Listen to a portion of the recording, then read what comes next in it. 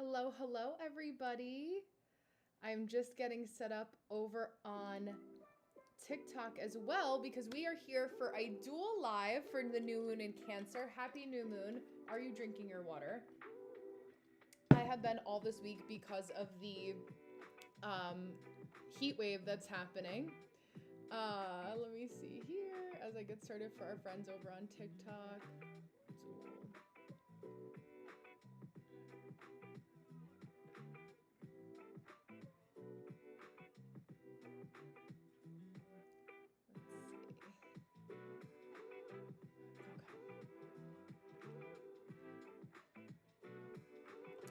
So last time I did my dual stream, we really liked it. You guys really liked it. So I was happy to hear that positive feedback from all of you guys. And the reason I do this dual stream is so that all of my TikTok live readings are also recorded and on on YouTube as well. So the chart I have on my screen here, hello Debbie, welcome. The chart I have on my screen over on YouTube Live is the energy of the day for the new moon in Cancer. So we have some interesting energy of the day. I had a couple people that were asking me about the roller coaster energy of the day. And that's very normal. Everyone's emotions kind of being like up and down all around. You know, a lot of uniqueness happening in our energetic field, and like a lot of astrologers also saying this is the luckiest day of the year. It's the day of miracles, and it's been not necessarily that, right? We don't necessarily feel that way. Yesterday they said was a day of miracles, I should say, but a lot of people have to do a lot of emotional excavation, a lot of renewal and removal has to happen to make room for the things that we want to feel, right? The things that we know that we're supposed to be manifesting at this time. So if you are new, welcome. If you're not new here, welcome back. My name is Brenna. I'm a human design reader and astrologer of 9.5 years. And I have a very special guest that's going to be joining me in the not so distant future. Hi, Kay. Hi, Cassandra. How are you? Hello, hello.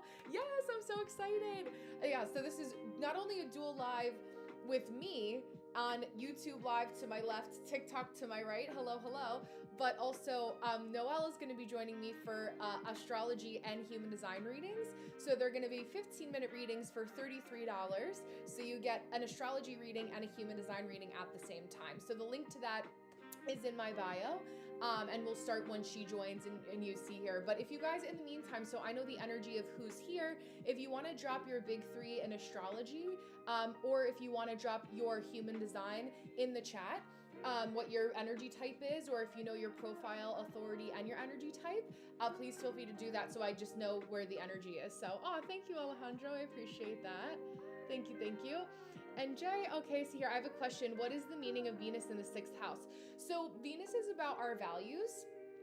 So wherever we have Venus, it's not just about love and the way that we like to be romanced, but also what you value. So that also tells me, from Mexico, hola.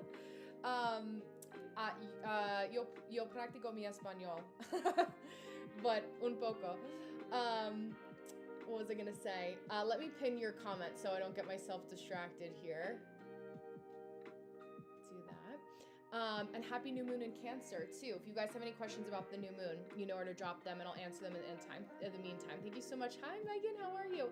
So Venus in the 6th house. The 6th house rules over the way that we are of service to other people, right? The way that we connect with our people, the way that we give and receive love, but we also want to make sure that we are paying attention to how we feel in our physical body, right? The 6th house is very somatic. Hello, hello, Megan. Oh, perfect. The 6th house is, hi Darian, is very much so about the body, your wellness, your well-being. So that means that there is importance between having a good routine around your personal hygiene, as silly as that sounds. Hi social, how are you? Your physical body, working out, working on your fitness, all of those kinds of things being very important. Darian, yes you did. I have Cassandra to my left, Darian and Megan, who are my usual crew, to my right. So I have both of you at the same time. Let me see here. Okay. And I'm just gonna have my notifications up so that I am not yapping over either anyone's reading or Noelle, if she has any messages for me, she'll let us know in the chat. Hi, Neutrino Radio, how are you? Thank you, Brenda, I appreciate that. Hello, Zaria, how are you? It's so nice to see you. Thank you guys so much. I appreciate that. Yeah, it's so real. I was you don't expect that. Yeah, I feel like, oh no, hold on. Take your time.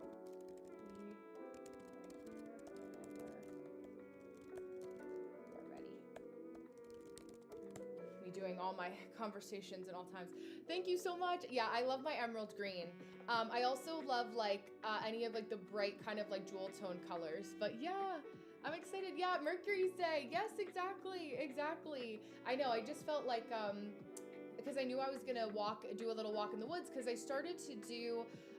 And Jay, let me know if there's any follow-up questions you have about the sixth house stuff. But the short of it is you need to take care of you before anybody else. And I know that sounds like a cliche, but when Venus is there, even more so important. Does anyone else have any sixth house placements, any planets in the sixth house, or do you know what zodiac sign rules over your sixth house? I know, I haven't watched it in a long time, Brenda, but I did follow it over on, oh my God, like years ago when it was on what, TMC or whatever the show was, or the channel was. I watched it a while ago, but like when it first came out, and then I never watched it again, like after the first season, because I'm like, okay, after like a couple seasons, we know.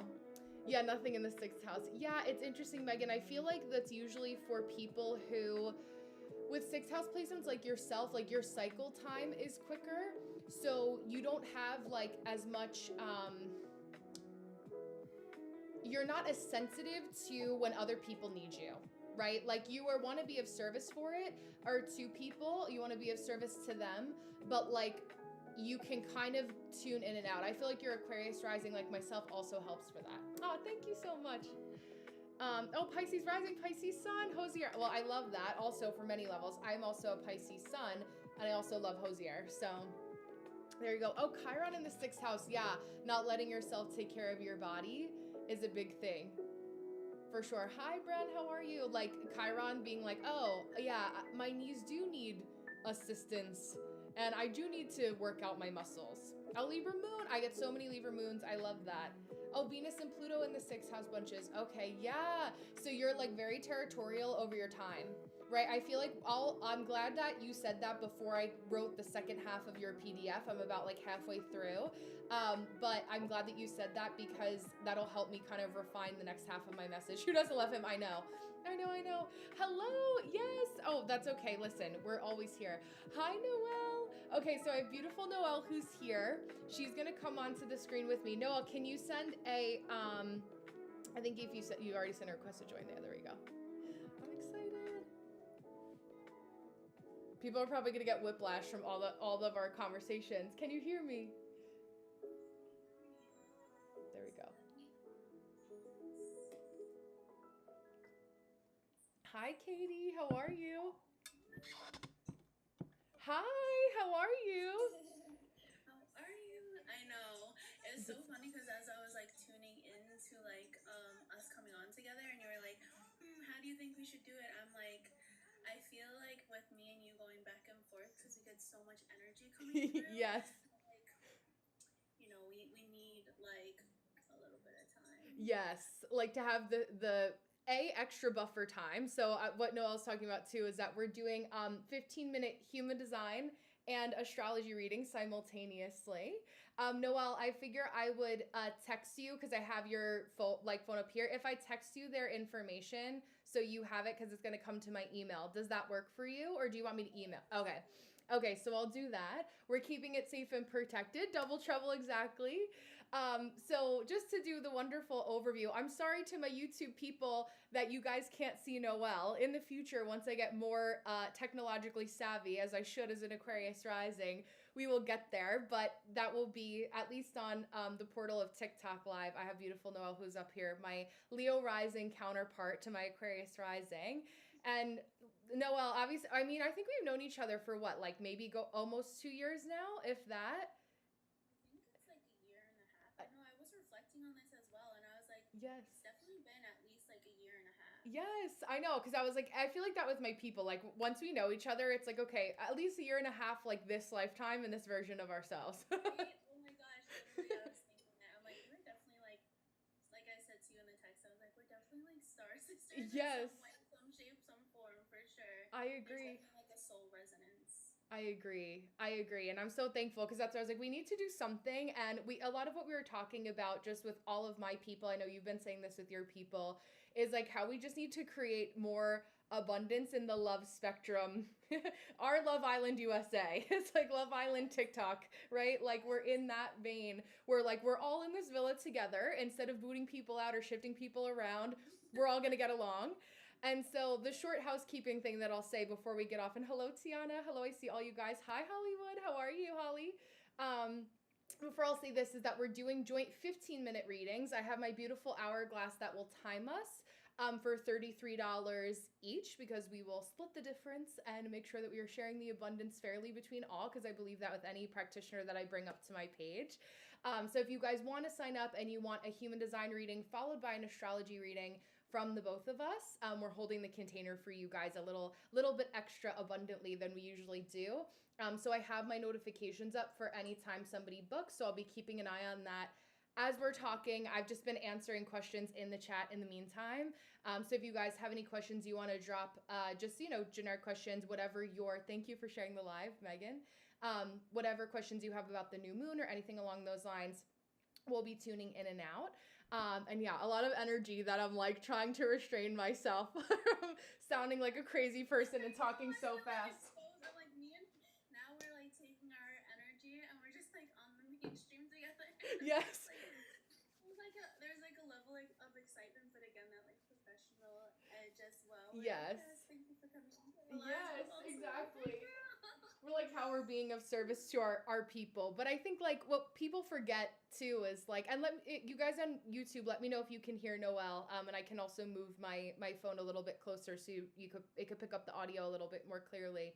But all that to say, that yeah, it's kind of like in that vortex of just like really finding good people in our community. And right before this, and since you and I have talked, like I felt so Noelle, for context, guys, Noelle and I had like a colleague connection, thank you, social. I appreciate that. She says, oh, I think this is beautiful to witness. Yeah, because it's like we're examples of how you guys can also do this in like real time and in different areas. Like Megan was just on a live with her people and other psychic mediums, and I tapped into that as well. Like we're just really craving like actual aligned people.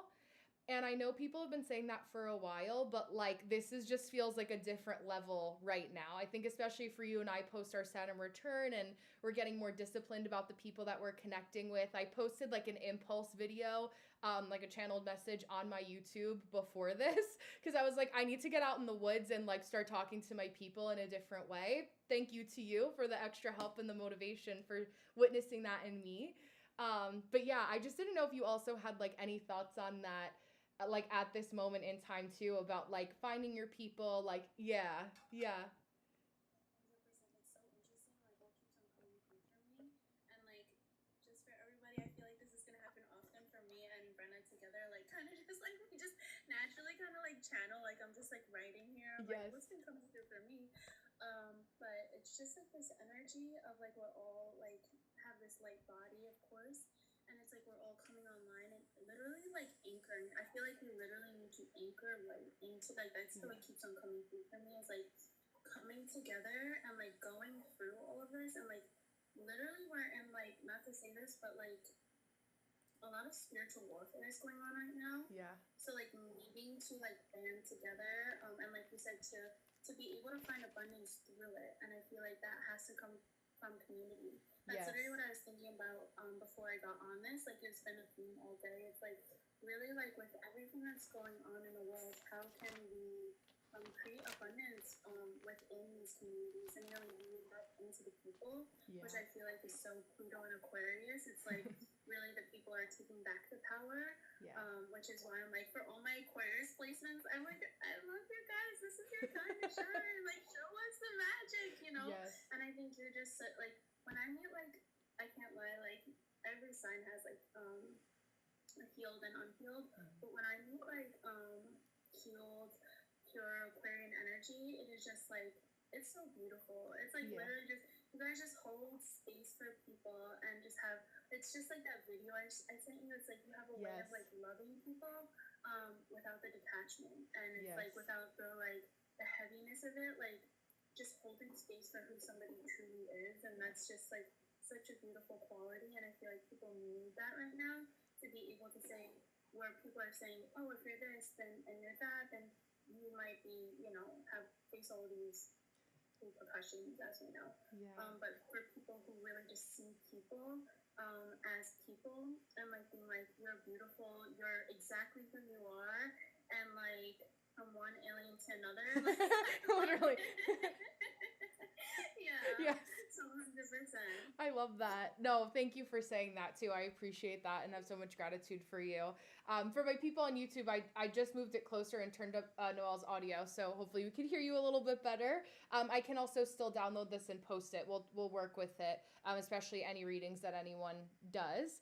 But yeah, I feel that too, where it's like just like we're kind of sick and tired of being sick and tired, I think has also been a big thing with this new moon. And like what I was saying earlier in my message was like, we're just sick of it. Like I even sick of our own getting in our own way. It's like another level of like up leveling in a lot of ways, where it's like we had, and I know a couple other spiritual practitioners have talked about this too. I think you as well. And if I'm not mistaken, in one of your beautiful like written posts, Noelle has a Sagittarius Mercury, right? That's the one. Yeah. So it's like that. You feel so like light and ethereal, and I feel so like I feel like so masculine, like in my manly. Like I know. It's so funny. Yes. We literally balance each other so well. Yes. When you said that, like when I watch you communicate, I'm like, Berta's so fluent. Like you have a way of connecting to people, and then also just like relaying like what are the facts. Yeah. I love it. I love it. Thank you. I'm kind of like, okay, girl. Yes. I love poetry. Yes. It's like you're the writer, I'm the editor that like sends the book to the publishing house. Yeah, and Lisa too, she said she's in Aquarius rising. Anyone else have Aquarius placements in the chat? She said I held space for 5 people today and I'm not even exhausted. I love that. Yeah, I love the momentum it creates. I love that. Yes, it's so true, because I feel like we thrive. It's like I always say we're the Aquarian humanitarian. Like we do really thrive with our people, but like our people, to your point, Noelle, like what you had shared with me with that video, it's like we really see people for like who they are in totality. And then, you know, we're not cherry pickers, I would say. Like it's not about cherry picking what parts we accept and what we don't. We acknowledge all of them, but then it is like a healthy barrier to entry of like who do I feel safe with in my presence? Who do I know has my best interest in mind? And I think like we're all just more aware of that. Yeah, Social has a Aquarius Venus. So hi Cody, Aquarius Venus. Yeah, I feel that in you too. I was gonna say something else with the new moon. Somebody will do our dips, our normal dips, and like in and out. Thanks. Yes. Right. Yes.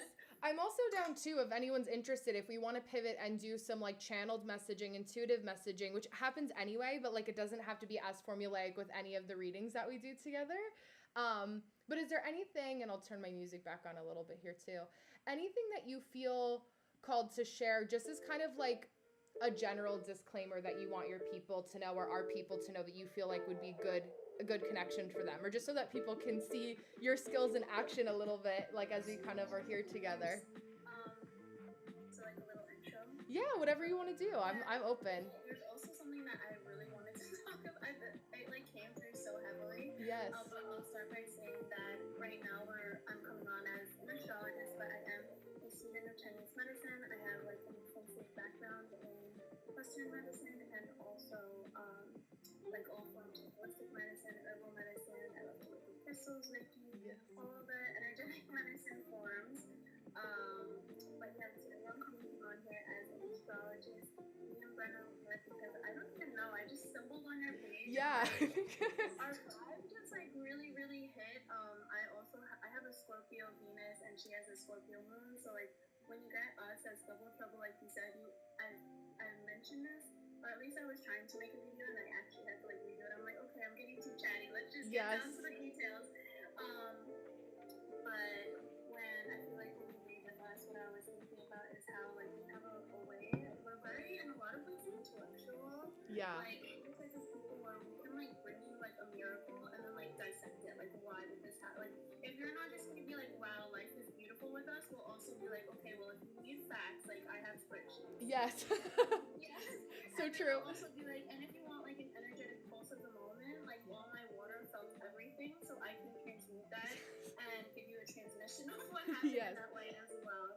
So I also do, like, a lot of different divination forms, like, like I said, we do a lot of channeling back and forth. Yes. I do tarot readings here on TikTok. Yes. So, just different forms of like divining, connecting to source energies. I love that. To really like anything that I can do. Really, I feel like I'm like kind of like a bag of tricks. So I'm like, like let's talk. Yes. And I'm like, I kind of have like a little repertoire of like many things. Yes. I'm kind of like a forever learner. And I love to just expand as like a Jupiterian person, as a Sagittarius Mercury would. Yes. So yeah, everything's so cool. I love that. What I was gonna say though is it's interesting. Did you know I was like I've done a lot of meditating. I'm like just Yes. reflection because like I think that's all I have energy for right now. Yes. With all of this, like all these like it's like a purging and then a download. A purging. Yeah. You need to make room. It's like the natural sieve. I'll just say that, do you have a fan that's facing your phone? Or something that I hear like a little buzzing on your end, and I just want to make sure that people hear you clearly. Okay. I don't. Is it like a shaking energy? I hear it too. It sounds like mist, but I don't know where it's coming from in the void. I thought it was you actually. No, I was like, okay, do you guys hear it too? Yeah. It's like static. It is. Okay, yeah, they hear also, but I don't know what it would be. Let me see.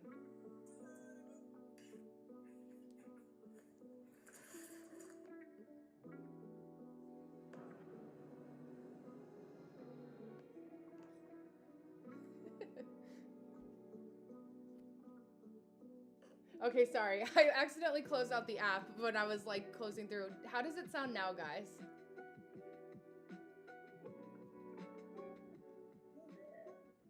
Yeah, it's still there a little bit. It sounds a little better. It sparkles. Yeah, I know. It does sound like sparkles. Maybe just a little bit of magic popping through. And like tech for everybody has been so like crazy. Like even a couple people were saying they had trouble getting onto my like new moon circle in Patreon today. Like there were a couple things like that were happening, but it doesn't sound on my end at least as intense as it was before, but we'll see. It's just my little Virgo Chiron. Yeah, Brendan. Yeah, okay, it's muted, but okay, the music is there though. Okay, good. So yeah, sparkles and glitter bunches. Thank you for saying that. There's a lot of energy with 2 crystals on the live. Thank you so much, Darian. No, I feel that. I'm like, maybe we're just like bending like the internet, but I feel that like I had my fire alarm that went off, 2 fire alarms in our house, one at 5 o'clock this morning, and it wasn't like the battery dying sound. It was like they just straight up like went off. And we were like, okay, do we have like a carbon monoxide leak? But we have like an extra like testy like thing, and it wasn't that. So I'm like, we're just creating a lot of energy and holding the container as much as possible. But I just wanted to make sure that in case it was like annoying to anybody, that it wasn't distracting. But it seems like it's okay enough where we can keep going on at least in this way. You were gonna say something though about, you were talking about a practitioner of traditional Chinese medicine. And there was something you were going to say about that, I believe. Yeah.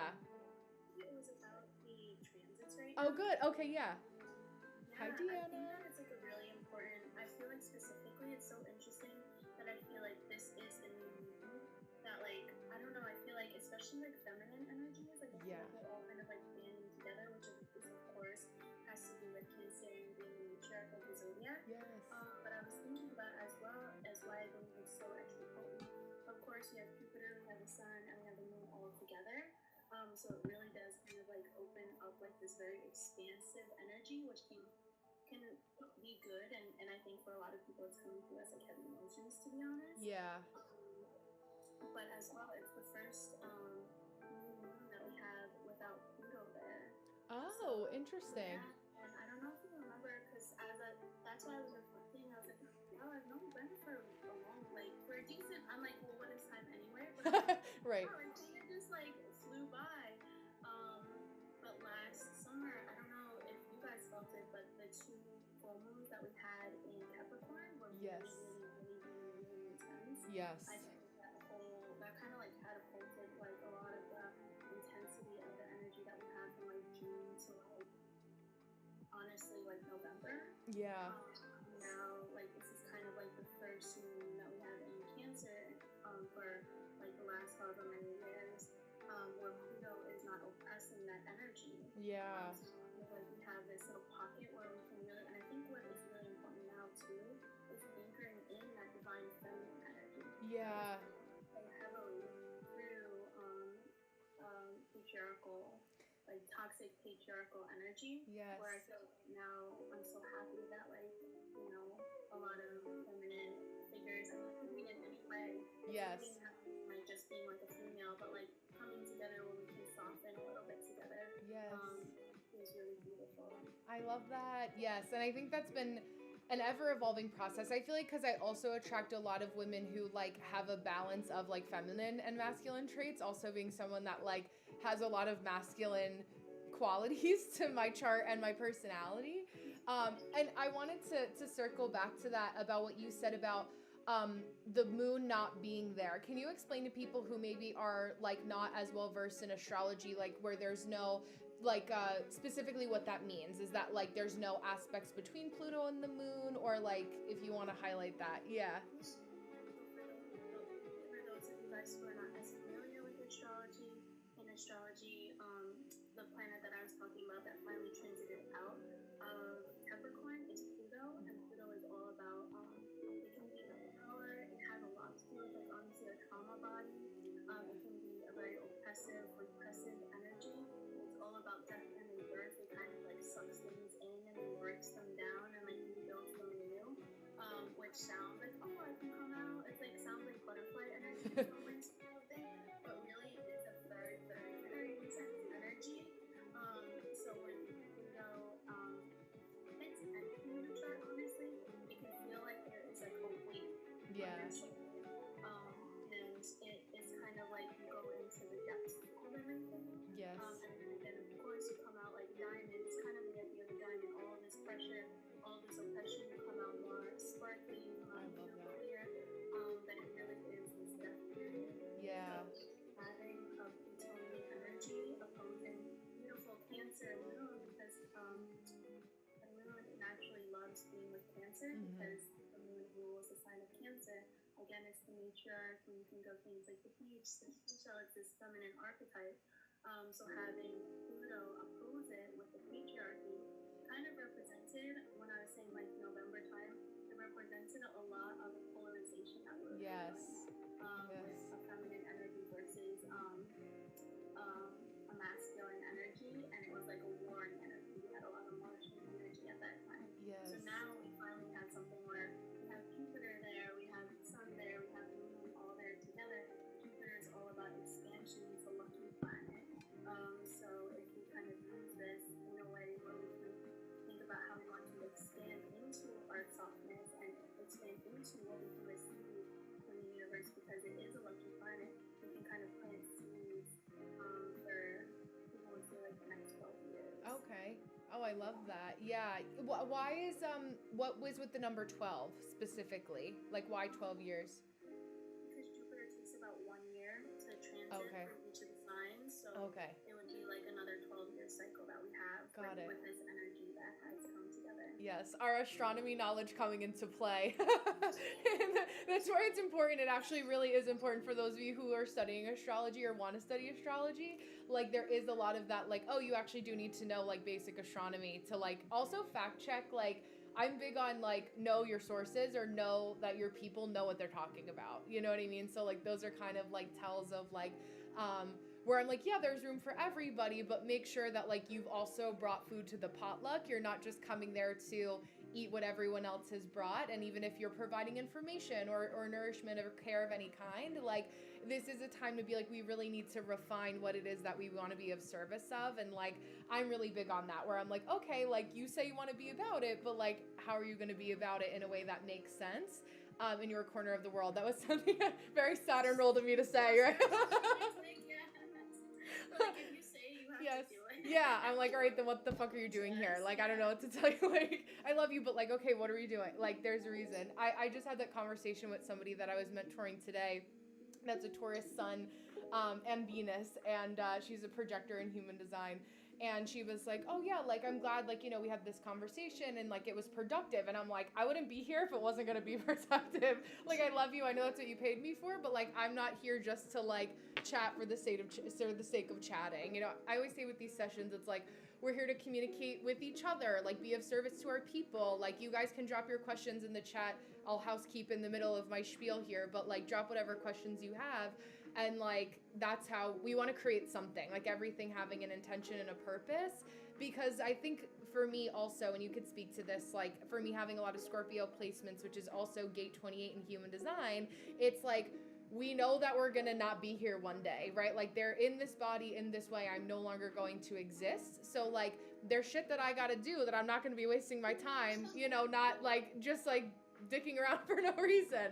You know, I probably used my curse words quota already, like not even 30 minutes into our live, but like, yeah, just like that kind of energy of like, for my people, I know like for my collective of people, my community, Deanna being one of them, who I actually mentioned in the second video that I filmed today, it's like, you're kind of over that already. Like, I'm not really afraid anymore, but this new moon is more so about like, okay, I feel the urgency, but how do I capture the lightning in the bottle? You know, what is it that I really am going to be doing to like make sure that I'm like dotting my T's and crossing my I's and making sure that I'm out and about, you know, especially during Leo season, which is going to be a beautiful time for you as well with your Leo rising. Deanna's also a Leo rising. I don't know if we have any other Leo placements in the chat, but if you guys also want to drop your big three in the comments again, or whatever questions you had at the beginning of the live, if you could do that now so they don't get lost again, that would be great also, and I can read them. Can you see the chat on my side? Like, can you see Deanna's name? Or is it, I think it's only your people that you can see.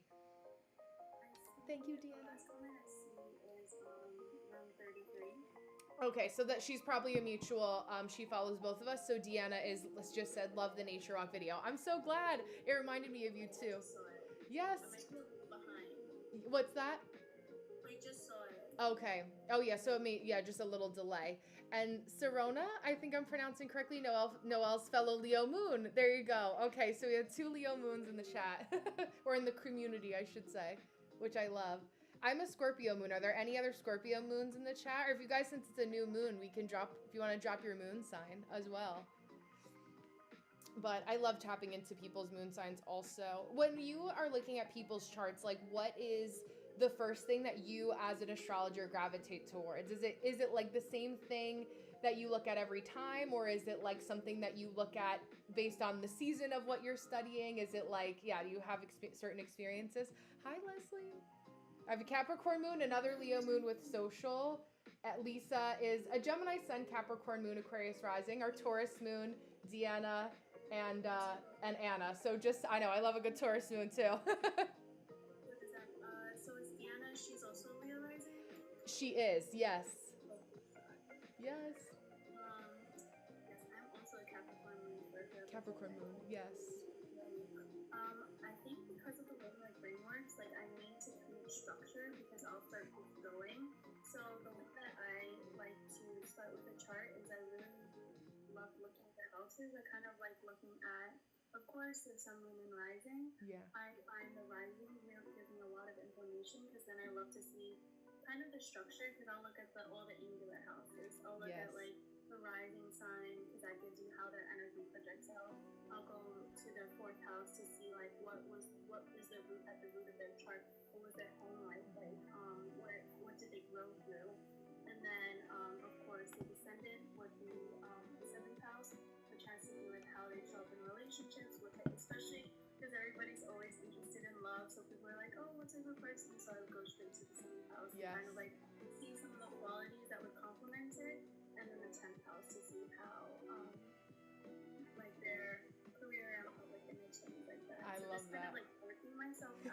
The north, south, east, and west, basically. Like where, yeah, I love that. That's a great like, not what is it? It's not trifecta, but the four intersection of four quadruple aspects. I love that. Because then, like, because for me, like, I need a little bit of a base to then, like, Yeah. move off of, because when I read, it's very intuitive. A lot of times it also has to do with if somebody's asking me a question. Yeah. Of course, then I'll tailor it to, like, their question. Like, if they're asking about, like, relationships and stuff like that, or career. Yes. Then places we can look at. I love that. Can you see Deanna's? She said, "Yeah, Capricorn sixth house makes structure super important." Yeah. Oh yeah, the 4 points of the compass. It's so funny because there were a couple. One word that you said that I've also been channeling, and maybe we can talk about a little bit about like our, because no matter what, we're at our core, we're like psychic in a lot of ways, right? Intuitives, mediums, whatever you want to call it, we have it in some way, shape, or form. Shamelessly applauding that, right? And I'm sure in some way, shape, or form, so do the 11 other people that are here right now in different capacities, right? And so, I'm always doing channeling for my people. And a big word that had actually come up today that I don't channel, like I have never channeled it that I can remember, is oppressive energy, or the word oppression. And so it's been really interesting, and you had said it also, so I'm like, oh, I channeled that. What's a buzzword that I'm also recognizing? Yeah, the 57 gate. 57 gate, Lisa. So that's, yes, the gate of intuitive clarity. That's a Libra gate placement as well. Noelle, I actually have your chart that I can pull up too, because I don't know if you have it. And it's one of those things where like if you have it, it's an added bonus, but like it's not like, oh, if I don't have gate 57, like what does that mean? I'm not a good psychic? Like, because I don't have gate 57. But it's like basically it flavors, it's as if like we were to say, you have more clairsentience than clairaudience, right? Like looking at a human design body graph, and I don't know if you experienced this also, Noelle, with like your astrology readings, but like if you tend to see different aspects that allude to people having different types of spiritual gifts, like if spiritual gifts at all, sort of thing. Are there some places that you look at for that? Like for me, it would be Libra gate 57, but for you, it may be something different. Yeah, I love to see where the moon is. I like to see like what aspects Neptune. Yes. I look, of course, like all the water houses. Okay. And Mercury as well. You can tell a lot from Mercury because that's your communication. So a lot of people have like they just know. Yes. Like that's kind of like the strong one. So I look at those types of things. And then you have like water in the chart also. Yes. Water signs that would come through a lot. Like if people have a lot of heavy water placements, or again in the water houses. Yeah. But then also some of the air signs, like especially like Aquarius. Like I'm like, oh, of course, like Uranus, like yeah. kind of a gift. Like when it comes to certain things, like for the people who are like deeply intuitive, like if you have a strong Neptune placement, Kay, who was in here, her name was Serona. Yes. She has like Neptune on the rising. And oh it's just, wow. Like, she's very gifted at like she feels through. She does a lot of light language and stuff like that. Oh, I love that. So, but she's very like mystical in that way. Like she's also almost like a little fairy speak. Yes. Like depending on like certain, it depends on the gift. So yeah. Like spirits would be like Neptune, future people who like see the future. Like you have, I forgot exactly where your Uranus is, but in my 12th house. Yeah. 12th house? Yes. Yeah. It's immediately, it was like psychic runs over, because I'm visualizing my chart, and when you read for me, I like have it in my head, and you were like, of course you're like, do you sleep when you're actually asleep, or like do you just go to another planet? And I said that today to a couple, I don't know if we have any Cancer risings here right now, but like to Orion Gabe, who's a Cancer rising that joins us all frequently for your page and mine and my people in our community. Lisa, the same thing. And I feel that, I don't know, Lisa, if you feel that, Megan, you feel that, my fellow Aquarius risings, but I'm like, damn, like I really need to take a melatonin sometimes, or I've been drinking chamomile tea per your recommendation, so thank you for that. That has helped a lot, but also just like needing to be like, okay guys, like I need, this human vessel like actually needs rest. Like I do enough for you during the day. I know it probably feels like it's not enough and I could be more open, but like remember, I'm still in this body in this way, in this form. Yeah, Bunches said, I've wondered if where our moon is could give us clues to intuitive gifts. I swear messages move through my hair. Leo moon in the third house. Leo hair, maybe it's a stretch. Well, I'm looking at a beautiful Leo rising mane right now. So like it's it's literally IRL proof, right? Like with the Leo placements and just having That good makes hair. so much sense. Literally, well, because also, like physiologically, biologically, biochemically, the hair is actually the nervous system. So what I was gonna say about you with your Uranus placement, it's kind of like an antenna that doesn't get shut off. Yeah. So your hair is actually like almost like an antenna. Yes. Like it carries energy. That's why a lot of times we literally have like just the need to cut things off because it carries and it holds and it senses energy. I love like that. When something happens and the hair stands up, those are all sensorial things. And then the third house is the house of communication, which again was saying like what kind of that material energy, how does that information come through for you? So I love that. That's so interesting. Yes. That was, let's see, we're 40 minutes into the live. So Bunches, if you couldn't hear fully what Noelle said, I'm just doing a minute marker for you and I so we could write that down, and I can also just kind of transfer over the audio and my techie side of things. So thank you for bearing with me, for both of you, all of you, as I coordinate that simultaneously. Hi, Steph. Yeah, Lisa says, I'm a Foo Fighter in my sleep, and raised their hand. Hello. Another reflector, Leslie, I usually move into different places when I dream. Ooh, what do you mean by that, Leslie? Like astral projection? Like, do you see other things? Like, yeah, Lisa says, for sure, but when a friend does, we're like, whoa. When we get deep, yeah, it makes me want to go on an adventure and just randomly heal people. Yeah, I feel that. Hi, we're good. It's nice to see you, likewise.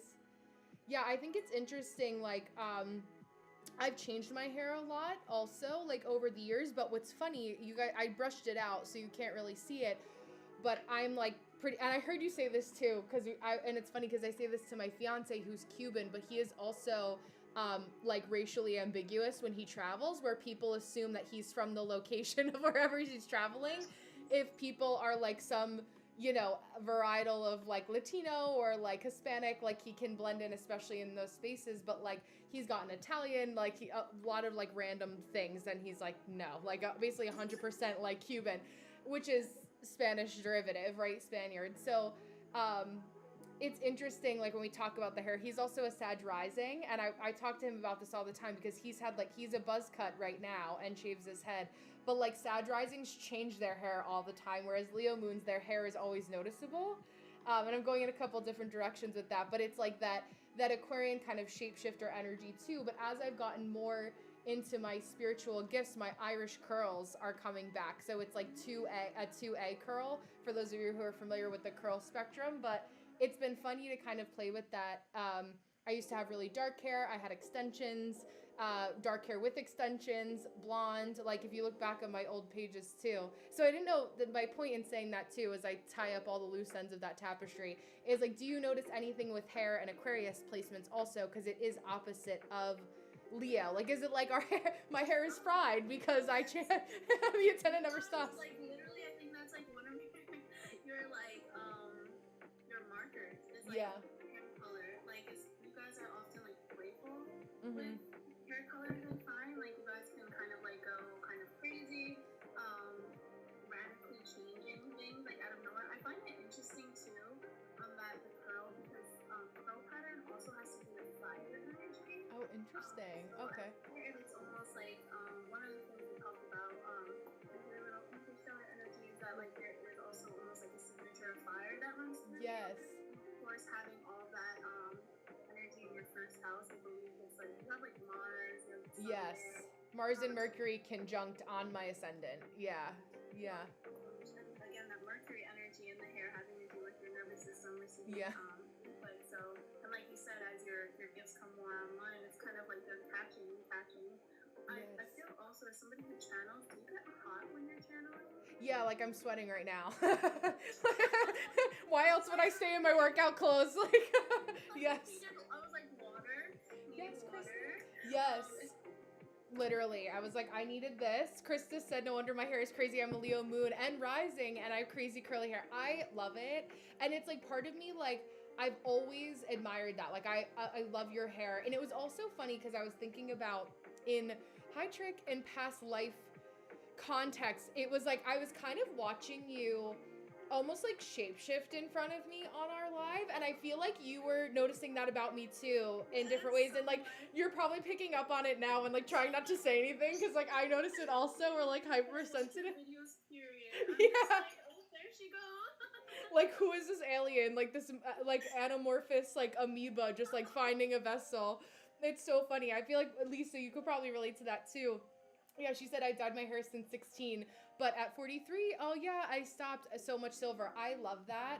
There's a beautiful, so it's funny because another direction, I go to a nail salon that's close to my gym, and I was sitting there, and the woman who was sitting next to me turned to me, and I realized I knew her last time, and of course, I get into natural conversation of astrology.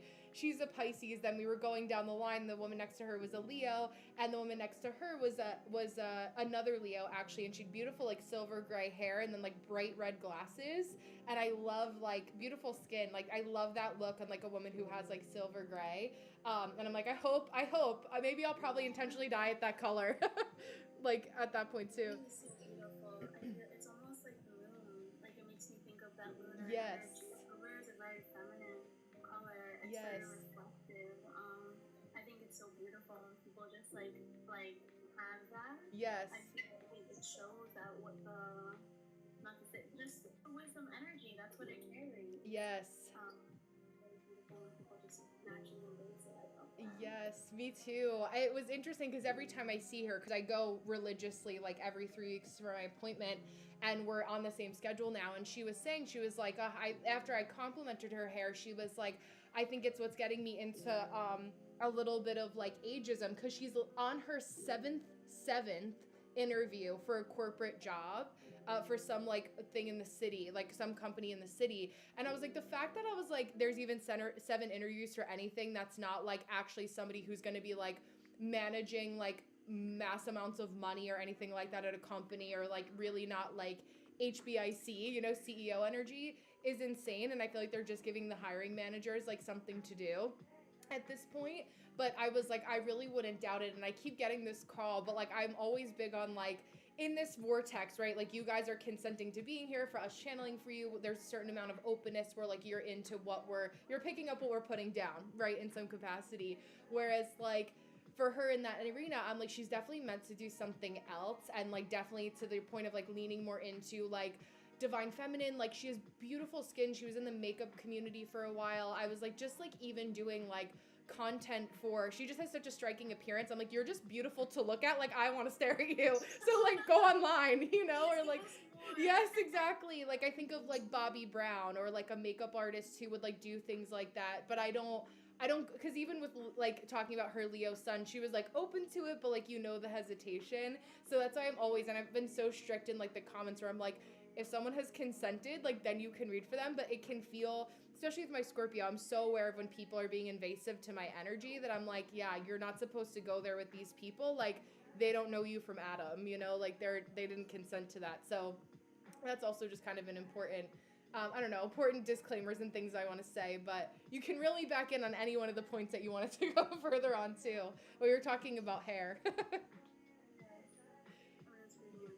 Yeah.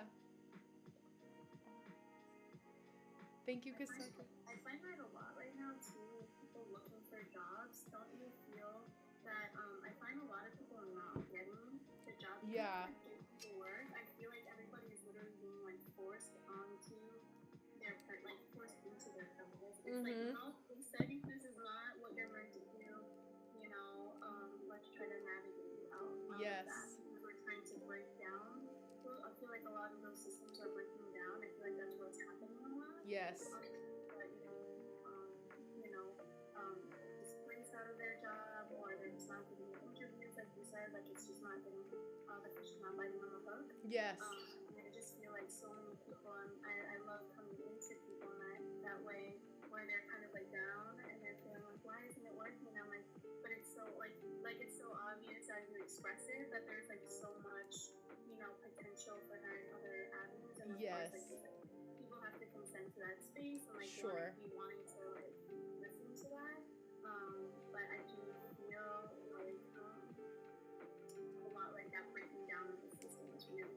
Yes. You just reminded me that I have to actually send 2 messages to people about that. So thank you for saying that about like the breaking down. The breaking down comment was what reminded me that I have to connect with you. Oh, you're breaking down. Okay, I have to help you. Yeah, exactly. No, exactly. Yeah, well, I think because like it is that it's we're a lot of the words that I've been channeling, as you guys know who are with me, right, is like excavation and bedrock. It's not like I was literally told her, they like, bitch, like why do you keep saying foundation? Like that shit's gonna get washed away with the storm. Like that's bad. Like if it's a bad rainstorm, you know, or anything like that, an earthquake. But we're talking about like bedrock level, building your fortress into the mountain level, like energy. And so yeah, Deanna, I feel that way about finding work too. It's like the restructuring, better to figure out now how you can really be autonomous and prepared. And like the thing that I just said on my in my last video that I posted on YouTube was like um knowing that you've got you at the end of the day. And that's also especially something for me. Oh yeah, Lisa said, oh my god, I heard you say bedrock and spent the day trying to figure out. Oh, I love that. I'll see your second part of the oh, how it related to the glistened. Ooh, I'm interested for that. Yes. I feel like there's just really paying it, like just being hyper aware, hyper vigilant. I've loved the word that you gave me about my Scorpio placements, which felt so powerful, was like the tracking. And like even as I'm filming, because of course like we've been in each other's energy and capacity today because we knew we were doing this. And I'm like, Noelle's gonna be laughing. I'm like, I look like I'm like gonna be attacked in the woods, and I'm like, who the fuck is around right now? Like, who's gonna jump out? Like, where are these people? So interesting. Yes. You're like very watery when you track, like you feel, but yes. like also that Aquarian like quickness, like the way that like you're just navigating. You're like, hey, people on YouTube, okay, let me just write this down. I'm reading the comments, and it's all very fluid, which is like very cool to watch. Thank you. I feel like it's like the urge to have like a spiritual control room where like I have like the big screen. Like, literally, because that's what when I think of like your interstellar body, I'm just like, and I think for like I actually relate to this as well because like I have like my little desk here, which like for my Capricorn moon, I'm so happy. Yes. To me, when like I need my desk, it's my moon. I literally have like a little moon down here. Oh, I love that. But it's kind of like this energy, like we're all kind of like just like little programmer, like it's just like yes. Like, we're programming energy, we're reading codes, and we're like transmuting the messages. It's I love that. Like a switchboard. Yes, that reminded me. I've been meaning to ask you in the 900 other things. What is your stance, and have you explored Fibonacci codes and like the Fibonacci sequences? Like, there's codes that like.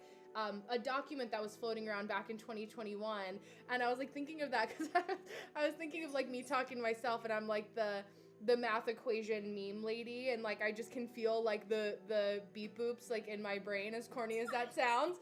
Smiling like, oh my god, I'm so happy you asked because I was literally oh my gosh, I've been thinking about this so much because I was actually just watching a video about it and how I'm about to go a little bit like yes. Man. But and if you see my scribbles on the page, it's kind of just like what I do when I'm like feeling energy out. But so basically the pentagram star. Yes. It has to do with the Fibonacci sequence. Oh, I didn't know that. It's down. Yes. I'll send you the video. It's really interesting. It actually was like an old like Donald Duck video that was like kind of breaking it down. I like, love where that. They show you everything right in front of your face. But basically it's a sequence that when we were in, and it's so interesting. I wonder you as an artist too, because I was like, wow, and I was actually thinking about you because remember when we were talking about proportions? Yes. Like, yes. The different figures and stuff like that, and it's so interesting that I took a class on this as well in naturopathic medicine school. So I also, like I said, I have a background in holistic medicine. I went to 2 years in naturopathic medicine school. So I took a class that actually had to do with, it was called biophilia, so it was a human's relationship to the natural world and how our eye, again, tracks things and how we recognize things. And our eye is trained to look for organic form, and the Fibonacci sequence is like the golden ratio, like it's very soothing to the eye. Like we live in a very linear space when you think of things like the checkerboards, even living in houses that are all very angular. It's actually very stressful for the eye. Oh, I like yeah. to see organic form. I don't know about you, but I wonder with your background in art history, and I was an artist, or I am an artist. Yes. Like when I create, like I don't like things to be exactly proportionate. Mm-hmm. Like I don't know if I feel like, especially Aquarian placements, I find you guys are very drawn to things like sacred geometry and stuff like that. So you guys might Yeah. have a little bit more symmetry. But for me, like I really like it when things are just like slightly off, which would Yeah. actually be that sequence, because I forgot the golden ratio is like it's like Oh. Yeah. it's like The code is there somewhere, but not like up here. It's not gonna connect. Yeah. But it is really interesting, again, how I was thinking, like, my eye is literally trained to see things in organic form, and actually all of us are. It's like why certain landscapes are very soothing to us. I was even looking at the picture behind you, and you can kind of see that it's almost like a little bit like her leaning to the side. It kind of like because it creates movement. Yes. Because when something is too quote quote perfect, or like when you think of like a square, it's a stagnant. I love the number 4, and I love squares. Yes. But it is a stagnant energy. Yes. You have to move through it, which is where that the 5 country star comes in. The energy continues to move, which is in Chinese medicine. We have 5 elements. We work off of the star. This has to do with all of the elements in the body. What are the 5 elements? So the 5 elements would be wood. It started with spring, and then it's a generating cycle. So wood creates fire, fire creates earth, earth creates metal, metal creates water, and then water nourishes and creates wood again. Oh, I love that. And elements actually balance each other out.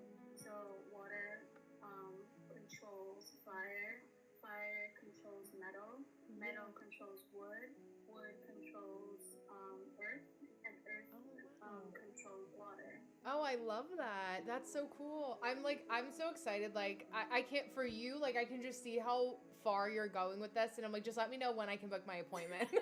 Like, I just want to visit you in person. Like, I swear, it feels like the energy of like, oh, you'll move, I'll go and fly to you. I don't care if I can get this best Chinese medicine doctor in Manhattan. I don't even want to go there anymore. Like, let me go somewhere else, you know? Like, it's that kind of energy where it's like, I also wonder and question for that reason if train travel will come back more so, like ground travel in the US, as a kind of like aside to that too. But I just love like that you are such a wellspring of information for that too. In true generator form, it's like, what is the next thing that I need to know? Because you also like your golden ratio is that like everything is correlated in some way. Like there, I always say like the red thread. And it's true, like, there's another artist that I wanted to mention that actually he's one of my favorites, Andy Goldsworthy, for those of you who are also into art, and there's a picture that of a Storm King in upstate New York. He has like a serpentine wall, I believe that he did that's up there, among other things, but he'll take like, during the fall season, all the yellow leaves to the golden, like yellow to orange to red to brown, and like make it look like the bottom of a tree is like electric with the way that he places like almost like zero waste, like found object, like IRL. And when you kept saying golden, it just reminded me to say that with like my other art lovers in the comments. Shelly said, I like arches and old architecture. I'm the same way. And Holly and Vika, they both have a podcast. She said, I'm listening, cleaning up my office, and this is all the things you've been talking about, collective consciousness. Yeah, I think like it also helps us as women to let us know that like we're not just thinking about things, or it's not just some like cute thing that we do on the side, you know, or like talk about only with our girlfriends at like our 94 girl sleepover. As much as we love that, it's like it does like have actual meaning and substance and circumstance, like outside of like just your cute little thing that you do, you know. And then I just had one last question from Shelly. She said, do you like the Destiny Matrix? I haven't dove enough into the Destiny Matrix. It does look very similar to if you get your gene keys, which I know that Noelle loves gene keys as well. If you get your gene keys, there are certain sequences that are your Pearl sequence, I believe that it is, that is the same for gate placements as your incarnation cross in human design. There's one of them that correlates, so that's another crossover. Human design walks so gene keys could run, but I don't think Destiny Matrix wasn't exactly made with that crossover. Richard Rudd, who wrote the main book about Gene Keys, is actually, he was a student of Ra Uru, who's the founder of human design. But a lot of people have asked me about it because to me it's like it's all connected anyway. I'm like, whatever chart or multiple charts, because if you're a generator, a manifesting generator, or another energy type that's just obsessed with this kind of stuff like we are, whatever path that somebody comes to that's a place of like understanding for them that resonates, it's just a matter of like, yeah, it's another thing that I haven't gone down the rabbit hole of yet. But at this juncture, just because I feel like I think we're finding that balance where a lot of us, especially our people, I'll say, it's like we don't need another thing. We need implementation. Because we're starting to get the decision fatigue and like the self-induced like analysis paralysis, where it's like, oh, we just have to Google this one more thing. Like, I just have to do this one more thing. I'm not going to put out the YouTube video until I Google this one more SEO optimization topic. And it's like, no, if you like post it, you need to give yourself something else to respond, especially for us. Like, we need the data to respond to. Yeah, Shelly's a man gen, so generator archetype like all of us. Well, the three of us. Yeah. Yeah.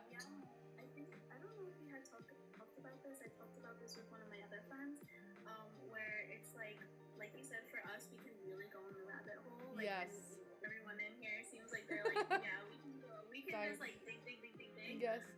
And like it's kind of a big thing for me, but I'm at this point in my life where I'm like, do I want to go down that rabbit hole? And I've always just continued to like dive from one rabbit hole to the next, and now I feel like you said, it has to be like, what I've noticed is the information has to be applicable. Yes. Like, it's actually going to help me because yes. I don't know if I've ever mentioned this to you, but I call myself, me and my best friend, we call ourselves like information gluttons, especially like us. She's that. Also like my ET girly. Like, the brain just gets bigger. All the information that at the palm of our hands at any moment. So like, I feel like in this human vessel, we're also like, I want to know. There's so much out there. Yes. But to get to this point again, like you said, like, how can I apply it? Like, how can I can't just take in information just for the sake of like curiosity. And of course, curiosity is very beautiful, but I think in a lot of ways it can be dangerous. Like, you just keep on going and don't get yourself, kind of like pull yourself back into the physical world. Yeah. Where you can, again, like I said, apply and practice the information that you are taking in. Yes. Because knowledge is really living. Also, it can't just be a linear thing. It's something to be interacted with. I'm writing that down. I'm just going to take your little audio drops and send them back to you graciously and be like, you should talk about that more. Like passing a note and be like, we're going to talk about that at a later date. Or you're going to talk about that at a later date. Here's your next workshop that I can give to you. But no, I love that you said that. And I think it's like I just had an example of an equivalent. Yeah, it's like not practical implementation is my vocabulary word for that, where it's like, or I always say like, this is cool, but like, why should people give a shit? Like, if I'm listening to you, it's because I'm learning something, you know, like I need something out of it, you know, like it's very like much my placements, but I'm like, you know, good vibes, yes, but there has to be like a level of like, I need to be expanding. Yeah. Yes. I feel like, I wonder if everybody else, because you said something earlier, I actually wrote that down, where I wrote down dead air. Yes. Talking about like our Scorpio business, I feel like I'm in this place right now where I really can't sit in dead air anymore. Yes. And again, that's where all of these things, knowledge, language, it's all living. So yes. There needs to be a pulse to it. There needs to be a consciousness to it. Yes. And that energy of like when people have been saying a lot right now, especially with everything that is in the headlines, that sometimes it feels like our brain cells are literally rotting. Yeah. Because it's like the energy that those things bring, when you look at it from a Chinese medicine perspective, it really gets you stagnated. There's not much you can do about it. They're trying to feed a lot of information into us at a pace that we can't, which is why it's kind of like the brain just doesn't know what to do with it. Yeah. Yeah. It's like more, not as vibrant. Like me and you going back and forth, it's so lively. We're just like buzzing. Well, I feel like all of us, like there's 12 of us here. It's like we're all might as well be hanging out like in my office in my like room together. You know, like it's like we're all at this kind of like version of a sleepover. Yeah, I try not to watch the news except local. Yeah, and even that I'm like, you know, is it that close to me in my community? Yeah, it's true. But I think of like when you say dead or air, because I'm very into like, this is very Scorpio of me, but like I love like urbex explorers or like people who go into like on YouTube. Like this is like you would think my YouTube is like only spirituality. It's like top 10 ghost stories of like, you know, the last 10 years, like best ghost footage caught on film. And like urban explorers, it's reduced to urbex, where like they go into legally or illegally abandoned buildings, and they'll like poke around and see what's there. And so like the dead air concept, it's like Trick's variation or definition of that was like dead air is like comfortable silence, which is a variation of that. But it's like where there's just been stagnation. Like if there's a room that's been closed and sealed off for a long time, that air gets filled with like nasty shit. And my very scientific explanation of that nasty shit that like doesn't really, it would kill you if you breathed it in, essentially. And urbex explorers like have died because of that. So it's like we just need like a little bit more. That's why like I'm always like, I only can listen to like, you know, so many complaints or so many things so many times before I'm like, okay, so what are we gonna do about it? Like, you know, like I don't, and you know, for me that's as much of a bruise, poking the bruise of like my upbringing as it is just being like, I just don't have time for like talking about strategy. And I notice this as a helpful aside, because I also feel like this is important for me to say for my women in business especially. We don't need to have another strategy call. Like we don't need to get on and start strategizing the fucking strategy. You know, like I know that can be, yeah, exactly. Like it's just about, there needs to become a point in time where like we just I have to do my little puzzle, in a good or not so good way. Like we, hold on, I have to focus on this now. Do you ever have those little puzzles that like, No, they just, I know, sometimes they come in perfect timing though. there we go. Yeah, exactly. Yeah, strategy calls our patriarchal system. Yeah, I can see that. I feel like we don't need to, I'm of the balance of like, I have areas of my life where I know when to lean into the feminine and where I know that I need to lean into the masculine, and what is of service to who actually is gonna fucking listen at that point in time, or like needs the boost, you know? Like who are the people that I actually need to be in service of? And I think, would you reflect that back as like Piscean, Aquarian, or both? With people who have those placements. Aquarian, because the Yeah. Pisces would be like, tell me anyway, and I will just Yeah. Yeah. You guys are just like, give me the vibe, like what vibe are you on? I will hold the space for you, and I will just sit there with you. Yes. Because you guys are very devotional. Yes. So sometimes that's why either Virgos or Pisces can get stuck in toxic cycles with toxic people. Yes. Because they embody and devote themselves to a lot of times the wrong cause if they're not being discerning. Yeah. Yeah. That energy. That is to me very Aquarian. Mm-hmm. Because like it's like not wanting to waste your time. Yeah. Aquarians really are forward thinking. I think that's also like highly Scorpio. It's Yes. like, and Capricorn, I feel like for us a lot of like the Scorpio Capricorn generation, which if you have Pluto and Scorpio, and then the two Capricorn placements of Neptune and Uranus. Yes. Capricorn and Scorpio were just like no bullshit signs. Yeah. Okay, I don't have time for this. There's like, because we're very familiar with the depth of things. We've talked about this as well.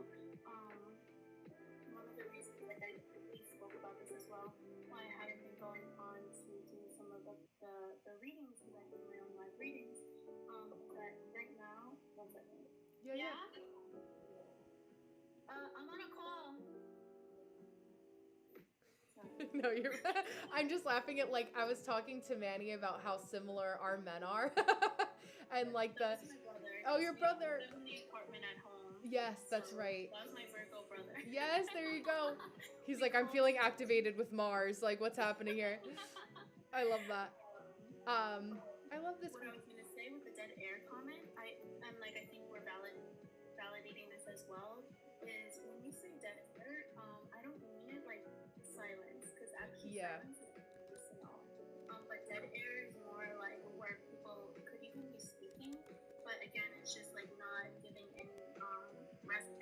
Yes. really good words. Right. Because a lot of times people will say empty words. So I think that's more about what we were. Yeah.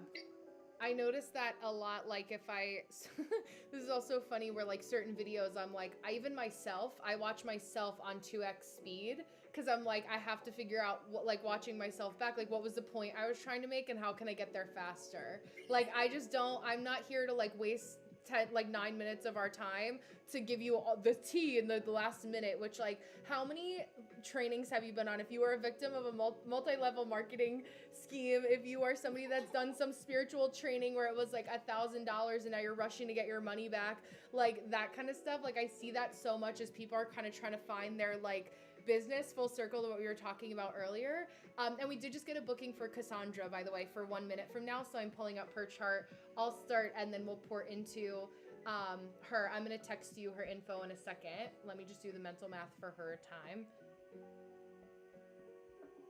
Okay. I need to do the conversion in my head. I was like, you think I would have this memorized since my generator is in military time, but alas, I do not. And she was asking for tips to feel my best or general reading. So let me text you here. And Cassandra Bunches is her handle. Bunches of Beautiful. She's on YouTube Live, so she's the one that's tuning in from this corner of the world. Hi Dee. And then yeah, I'll get back to you guys in the comments a little bit after. Thank you for being here. And I am going to pull up Cassandra's chart, and then I'll keep time. So when we're about like 7 minutes, 30 seconds in, Noel, I'll give you the cue, obviously, because you're looking at me, and I will tell you, I will tell you vocally. But I also have our beautiful hourglass as our little timer here as well. So as you're pulling up her chart, I'll start pouring into you, Cassandra. So Cassandra's question was just, again, tips to feel her best or just a general reading. And I know that because, Cassandra, you bought my $25 career PDF, and I know we're going to talk about your incarnation cross. But there was a level of, I just wanted to remind you of going back to, and this is true for anybody who has gate 46 in their human design body graph. Also, how divine is it that we're starting your reading at 111? So I have that marker for you. But really paying attention to the somatics of your physical body. When it comes to feeling your best, it's like you need to be the like corny cliche, if you will, of like your body keeping score. Like, what is our body telling us that we should do?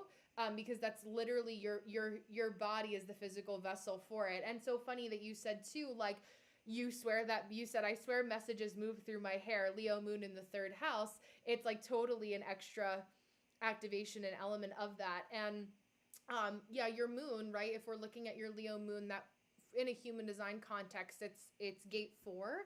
So it's like logical concept, strategy. You also don't really have time, Cassandra, to like waste on things either. Like, you know exactly what you need when you need it, and it's a really good way to also keep yourself from, of course I have to say I'm not a doctor, but to not allow yourself to remain sick in any way, shape, or form. That also comes from the full channel that you have here that connects your gate 29 to the 46 gates that I'm referencing, which is the channel of discovery. So it's like always allowing yourself to explore what feels new and feels interesting, and to use the channeled phrase that you said, Noelle, it's like the dead air. It's like when we see that puddle that's probably filled with mosquitoes because it's like stagnant swamp water that like hasn't moved. It's like, we want to know that like we could have cleaned the pool before it got to that point, you know, and you're aware of that. I think that there's intuitively and professionally, like there's a lot of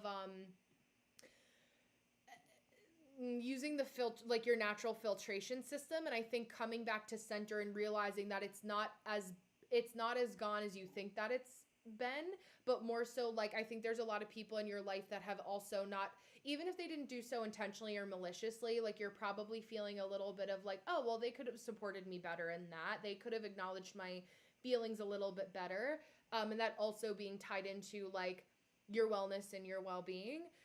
What's also important to note is that anytime, like yourself, right, I'll teach you this through your chart so you can know it about other people, but anytime that we're noticing that someone's a sacral authority, both you and I and Noelle, actually, the three of us, it's somebody who automatically has an undefined solar plexus center. So to riff off of what we're saying, where your only gate that flavors that is gate 30, Aquarius gate placement, gate of feelings, it's like you know that the world isn't doing well right now. My reflectors, my projectors, and my non-safe girls will also really be aware of that. So that's where like you're incredibly sensitive to animals and people and like really feeling like very tender to the touch. Even if you don't leave your home, you're aware of what's happening in our outer world.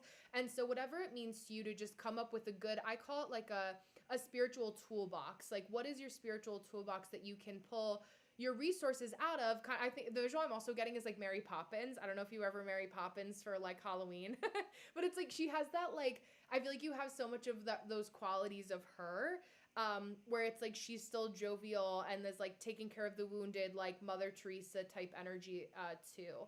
And it doesn't, I would say that like if you don't feel ready or open or you're tender around like going out in public and doing things in real life, that's okay, right? It's just making, that is literally the first thing that I wrote for you, is deciding like, do I want to be more in person on the ground, or can I be as equally energetically and physiologically impactful by blooming where I'm planted and figuring out what that means? And Gemini rising, right? Like you're gonna, Noelle will get into this, so I don't want to talk too much about the astrology, but obviously there's such an overlap. But it's like, what I always say, like, what wolf do you want to feed, and what version of yourself do you need to put out there to get what you want out of life? That's why like I always say that like with those Gemini qualities and with your placements, like people kind of like get a little offended when you switch up, but you're like, no, like I'm teaching you that you also have the grace to like set your boundaries for how you want to switch up on people, places, and things. The Oh yeah, the buzzing just okay. I was like, the sparkle stopped, the glitter stopped. But we're, yeah, just noticing that, especially for your channel of judgment that you have too, right? There's an extra activation. We have this transit that's happening right now with the 1858. I think that there's probably a quality of needing to let more people know that you actually are more judgmental than you lead off. I think feeling safe in your judgments and knowing that like maybe it's leaning into a little bit more of those masculine qualities. I don't know if like maybe you have a comfort with it in your personal life, but there maybe needs to be like an extra activation of that on like the world stage, if you will. And I think exploring what that looks like through your career is also really great, because gate 18 is literally the gate of correction, where you teach us how to correct what has gone to shit, essentially. Like what isn't working, what hasn't been working. That's a Libra placement. And then gate 58 is a Capricorn placement that meets it, that shakes its hand, that kisses it on the cheek, if you will. That's a like, hey, we're gonna work together, like we're going through the long haul. And it's like, if you think about a Libra and a Capricorn together, it's like that hardworking, like we're getting things together. It's almost like I am the Capricorn, Noelle is the Libra, right? And we're like, we say it, but with kindness, we get farther when we can soften our words, even if things have kind of gotten a little bit messy. And really figuring out how refinement is also a huge word that I kind of pick up on for you. And the last little note before I pivot over to Noelle, is that you have the channel of money. So if it is getting exponentially harder for you financially or making money, it's because you are being screamed at to pivot in another direction, which I know, for different reasons, I'm sure is very prevalent for you right now. Where it's like, you're like, I just don't have time to not make money doing what I love. So just a little groundwork, a little bedrock on which I will have Noelle take over for the second half of your reading. But thank you for purchasing a reading from us. And I will let her tune in and tune over to you.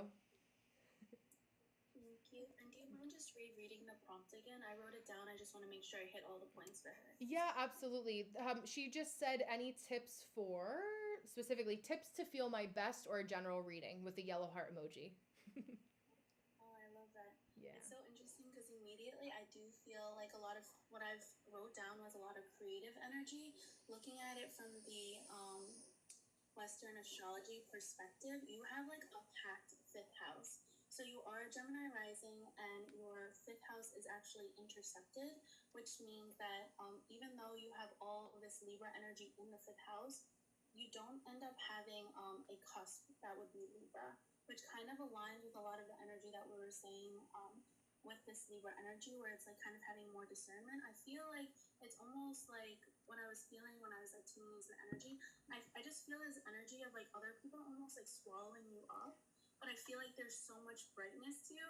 It's so interesting because I find that Libras often have this in general, where there is like this balancing of energy. They kind of have like one expression and then another expression, and then you're also a Gemini rising, which gives you another layer of duality. So I feel like there's this energy of people kind of like look at you, and then it's kind of like I feel like with your Libra energy and you have a Libra stellium at the early degrees of Libra, I feel like you're very considerate of other people. So Libra has this beautiful diplomatic way of kind of like moving through spaces and keeping the harmony. But I feel like there is kind of like more fire underneath all of that. That again is probably being pulled through honestly right now because as it is the new moon in Cancer, we have the new moon, Cancer, and Jupiter all on top of each other, which is asking, I feel like it's pulling out like your own expression of self, because it is squaring your sun, your Mercury, and your Mars. I just want to read. I'm on here, so I went onto your YouTube, so I just want to make sure I'm keeping up with the comments as well. Oh yeah. Yeah. So I just feel like what I wrote down here again was this energy of creativity. When you say like, what do I have to do to feel my best? I kind of just got this surge of like, especially since your Mercury is retrograde, which means I feel like you're very reflective. I feel like you kind of keep everything to yourself, but it is conjunct your Sun and your Mars. So when you say like, what can I do to feel good? And it's all in the 5th house. Like I just get this energy of like, I feel like you have a lot of vibrancy that doesn't always allow itself to shine through. I feel like kind of like moving your body, like really moving your body, and not just in a way where, oh, I'm going to go to the gym and I'm going to work out. I feel like you might feel and think a lot of things that you can't naturally find the words for, and finding a form of movement that helps your mind and your body align. Because I feel like there's a lot of fire that goes through both your body and your mind, but maybe not having like the correct outlet. So really tuning into some form of like creative expression.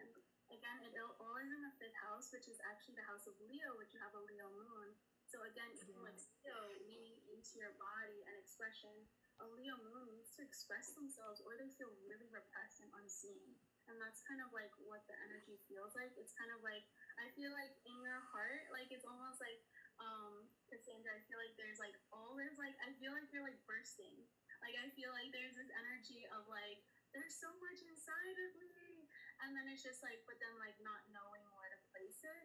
And I feel like finding the right places to put it, and also the right communities. I feel like having a space of home is really important for you. You have your moon conjunct your IC, which is the root of your house, with the, your 4th house which would be your home. So really finding communities where you feel safe and seen. I feel like with Libra placements, often you guys kind of get lost in the other because you are the sign of the other. And especially again, since you're Gemini rising, I feel like you're very good at playing that with people where you can kind of like shift and shape into what they desire. But I feel like there's just like a really creative, sweet, like,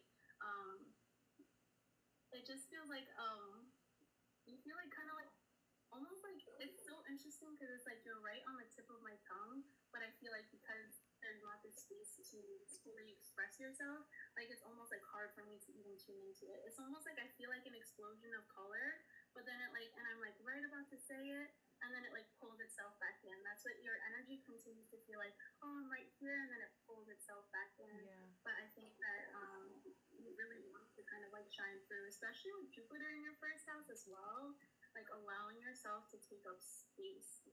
Yeah.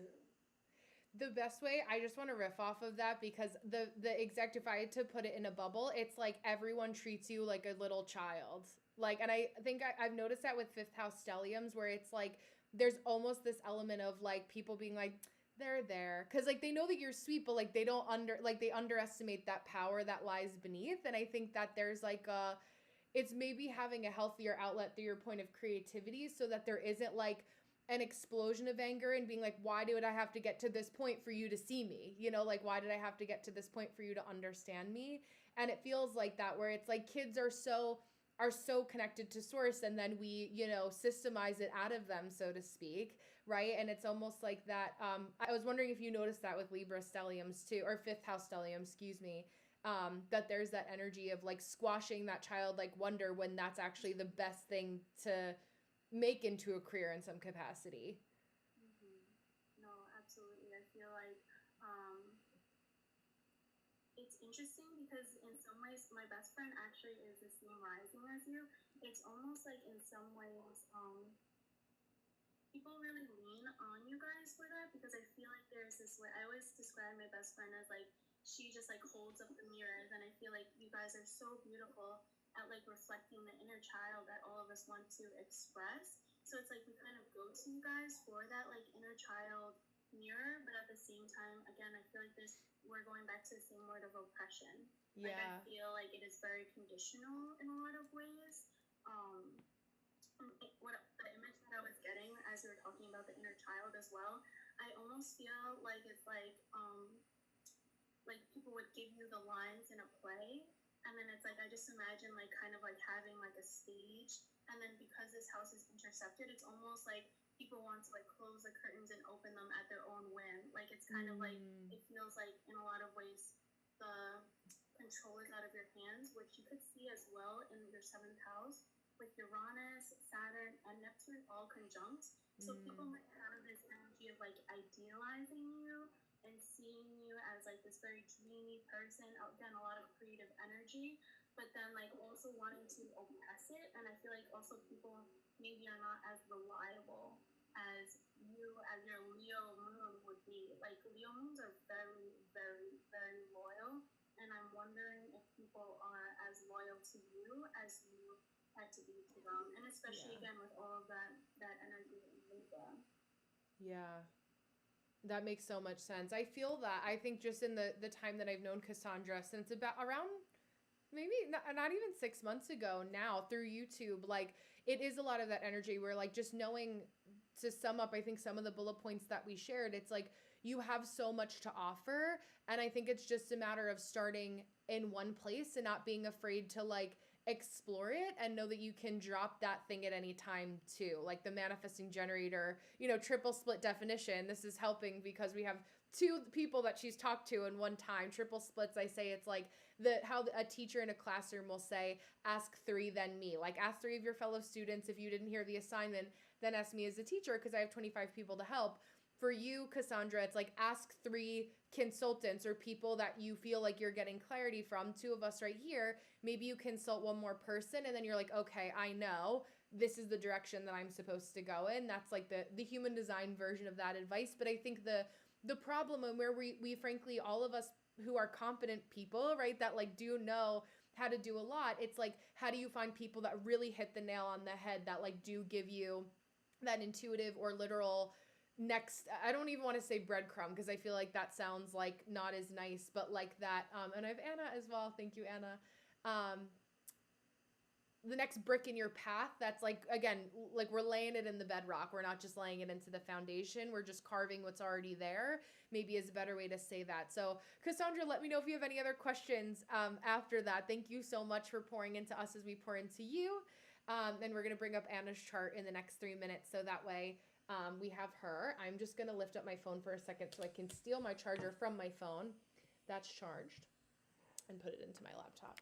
Piggyback off of that. Yes, please. As you're pulling everything up, what was coming through as you were speaking, Brenna, is this feeling of needing to trust the people that you feel in life. I feel like you have a lot of light, a lot of positive energy. It just feels like a lot of like abundant, like type of person people want to be around. But I feel like you could really be the type of person people could treat really easily. So could what easily? Sorry, it cut off a little bit. That they could what easily? You're the type of person that people could drain really easily. Drain well. really like, easily. They would kind of like trying to latch onto type of energy. So just trusting who you have with your light, especially having any type of Leo placement, and then having a passive house again that is intercepted. Yeah. Which is telling me that again, it's like people wanting to kind of like smother out your light. So really being discerning with like who you let close to you. Yes. Because I feel that like low grade, like, I don't even want to say anger, although I'm sure it can manifest as that, and that's a normal human emotion. That's not to like like I get angry. I was literally talking the other day in live about how I yelled at somebody that was on my ass in traffic. Like I'm still a human being, right? Like that's normal, like human emotion. But like that, not letting it fester, right? I feel like it's like we need to pop, like that pimple is becoming a boil. Like we need to pop that shit. Like that shit needs to be drained and cleaned out. And it's like knowing that there are people who do have the right bandages to help with that. I think it's just, again, using discernment. And this is always something we have to be aware of, but discernment and finding that like you can trust people in levels and waves. Just because you meet one person, it doesn't have to be a wave effect. What was your thought when you said that? Are you feeling No, she yeah. just said, beautiful reading, ladies. I cried, so grateful. Thank you. Of course, absolutely. I mean, it's a matter of when, not if it's gonna happen, and I need you to know that. I just got chills as I said that. It makes me emotional for you because like you fucking deserve it, and like there's no reason that like you can't do whatever it is that you want to do. It's like embarrassing at this point that we say otherwise. You know what I mean? Like, and not to diminish your feelings of that, but it's like you just deserve to have that, you know, and there's no reason that you have that desire on your heart for no reason. So I'm excited for you, again, when not if, and we will be here to celebrate your journey, whatever it is that you're doing, as we are right now. So thank you. I'm gonna pull up beautiful Anna's chart. She just said for beautiful Noelle, a channeled read. So she wants us to channel for her.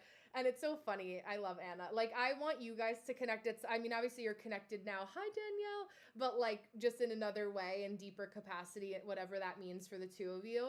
But as I flip this over, we are at 9 o'clock and 1 hour and 30 minutes into the recording here. So I know for minute marks. And Anna, it's so funny because I know that you're moving, and when I got the visual, I was like, I feel like even though you thought that there was going to be a lot of like destabilization in that, it's actually going to be really grounding for you too. You're welcome to walk in nature. And I just see you like walking around this like really beautiful like tree-lined street and neighborhood. Hi, Adonis. Tree-lined street and neighborhood, and just kind of being like, oh my God, like I'm here now. Like, this is where I am. This is what I'm doing. I can't believe it. Like, it's funny because I'm also hearing the like, I'm late. Maybe like a fear of like being late to work or like, you know, what that commute is going to look like. But I don't, I think you'll be so happy that you don't care. Like, you're like, okay, what is 5 minutes? You know, time isn't real. Like, who cares? Fuck these people. But like in a good, you know, like obviously respecting the job that you have, but like, you're like, no one's really taking it that seriously, right? Like, you know, knowing that it's a little bit more relaxed, and like you still are newer in that environment, so like people are giving you also like the grace of being new, right? Like, and I think taking that time and not feeling, I think especially as women in the workplace, like there's and I know this too, being a sensitive person as you are, and psychically tuning in how we react in response to corporate structure or environments like that. It's like, we have to prove how competent we are so fast. Yeah, okay, there you go. Just affirmation. Yeah, I was worried about the commute today, but then I also said, oh, it's fine. Yeah, it's like, I think it's just that you're learning to trust yourself more than you ever have. And I think you're probably feeling like, wow, it took me like this long to get here. Like, this is kind of crazy, but like, I'm so happy I'm here. Like, imagine if I never got here. Like, there's a lot of like, and it's so funny because there's a stand-up comedian that said this, where he was like, even the pursuit of your dreams still satisfies almost even as much as achieving them. It's just being willing to like take that step of like finally getting there. And it's like, oh, like what I said to you today, right? It's like you are still, everything that you do is nurturing a piece of your life and your business. It's not an end all be all, you know, this is the end. Oh, I'm actually fine. It's like, I think that your cycle time for tragedy is getting smaller, right? I always say that we still deal with those human emotions, but like there's a shortening of that window where you realize how much energy that you're wasting that needs to go into other spaces. And I don't even think that, that's not to say that when you did react how you were reacting that it was wasted, but you realize that like, oh, I don't actually need to have, that was like a trained reaction from history. I'm not actually going and having to relive those cycles. I purged them, but it died in that moment because it was probably really intense. Like that emotional upheaval that like, you know, basically like I've been watching Stranger Things, and the visual that I got is like in season 4 when they're like there's that big like anamorphous blob. That's the word I keep using. That's like the Demogorgon whatever, and like it has all these little amoeba things that are like infiltrating other people's bodies, and it's like you finally excavated like that last little like vomiting that didn't need to be there anymore, and like that amoeba's like died, you know, in the firework display at the mall. That's a scene from Stranger Things, but like it's gone now. And so I feel like there's this huge like coming back to center, and like you didn't realize that you could feel as grounded as you do and or will feel where you're about to be in every area of life. I think just you're okay and satisfied and happy and successful, to use that projector buzzword, with a lot of where you're at right now. And don't give yourself like, don't look for reasons to not feel that way either, right? It's really easy for us to be like, okay, I'm cool, I'm here now. Oh, now what, right? Like, okay, cool, I got the A plus. It's like that perfectionism, and then we're like, yeah, I just ran a marathon and won first place. Like, now I gotta train again. Like, cool. And they're like, no, like you're actually allowed to celebrate that. Like, you're actually allowed to like celebrate that really big fucking accomplishment, even if we all weren't there with you, right? Like Noelle nodding as well. Like, we see that and recognize that. Also, there's a lot of 8s, 9s. It's so funny because I also wanted to say like 8675309. It's like that Jenny song. Pool club, swim club, summer. I feel like even getting activated around like water could also be helpful for you in some way, shape, or form. Like enjoying, I know that's come up a lot for Noelle and I, like going to the beach, but it's funny because specifically I picture like a swim club. So I don't know if you've been around a swim club, or if there's a swim club or like a swimming hole close to you. Maybe you could walk there, put your feet like in the water. I feel like there's also this pull. There's this book that I have upstairs that Noelle probably has on her bookshelf because we're all connected, but like it's called Earth Medicine, that didn't have a cover, and I found it in my attic at my parents' house. And it's funny because I found it because they're moving. And so I was noticing how there was like a playing card in it. So I don't know, like also ancestry connecting to that. Yeah, I love the pool. I love that. But going back to, it's funny, there's the book Back to Nature by Jethro Kloss that I've mentioned before, but also like maybe looking at like, it's funny, I want to say like living off the land, but like using your, thank you, Orion, I appreciate that. So living off the land. So that was any affirmation from what we were saying at this time. Thank you. But that like bullseye, right? Like native culture for Native Americans, First Nation people. Also maybe looking at like your origin, like your Dominican roots, like Taino roots, Taino, right? Like maybe listening to the music, looking at what their medicine. Hi, Dwaraki. I think of like Noelle being here and you also being steeped in such a deep cultural tradition of traditional Chinese medicine that also that synchronicity isn't lost on me. But maybe going to a bookstore. I almost like, because this is such a nostalgic time, as you know, being an astrologer too, like, it's like allowing yourself to go back and like enjoy this kind of summer vacation. I feel like this is also like the last summer that it's gonna be as quiet as it is, but in a good way for you. Like next summer, it's like, oh, like you're gonna be busier. So like make the summer bucket list for like, if you do nothing else, like I could go to the drive-in movie theater. I could go and walk around the mall. You know, I listen to my music, and maybe I bring back my corded headphones, or maybe I never lost them, like, you know, because I didn't upgrade to AirPods or whatever. I sound so old when I say that, the earpods. Things along those lines, I just feel called to say. It's like, I really just picture you having like your Converse on, walking around your neighborhood, like enjoying like emo, like little emo angsty, you know, like I think of like Falling in Reverse, like, you know, like that kind of like emo quality that you have to you, and just like enjoying like this summer as if like that version of you, I mean, it never really went away, right? But like just enjoying more of that. And I think also last thing I'll say before I pivot to beautiful Noelle is I forgot, so that's fine, it went away. I don't have anything else to say. As quickly as it came in, it went out. Yeah, it was something about, enjoying the things that you're doing during the week. Like the weekdays can also be times to do things. Don't just live for the weekends.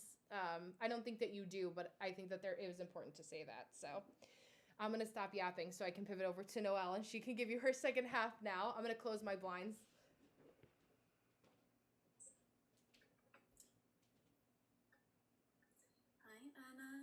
guys. So since you just wanted channeling, I was just intuitively, I started pulling a couple of cards for tarot. Let me just know if that's okay with you, and I will read kind of what I pulled. And it's very interesting because it does reflect the energy.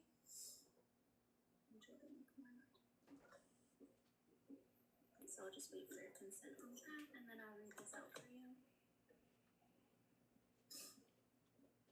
Okay, perfect.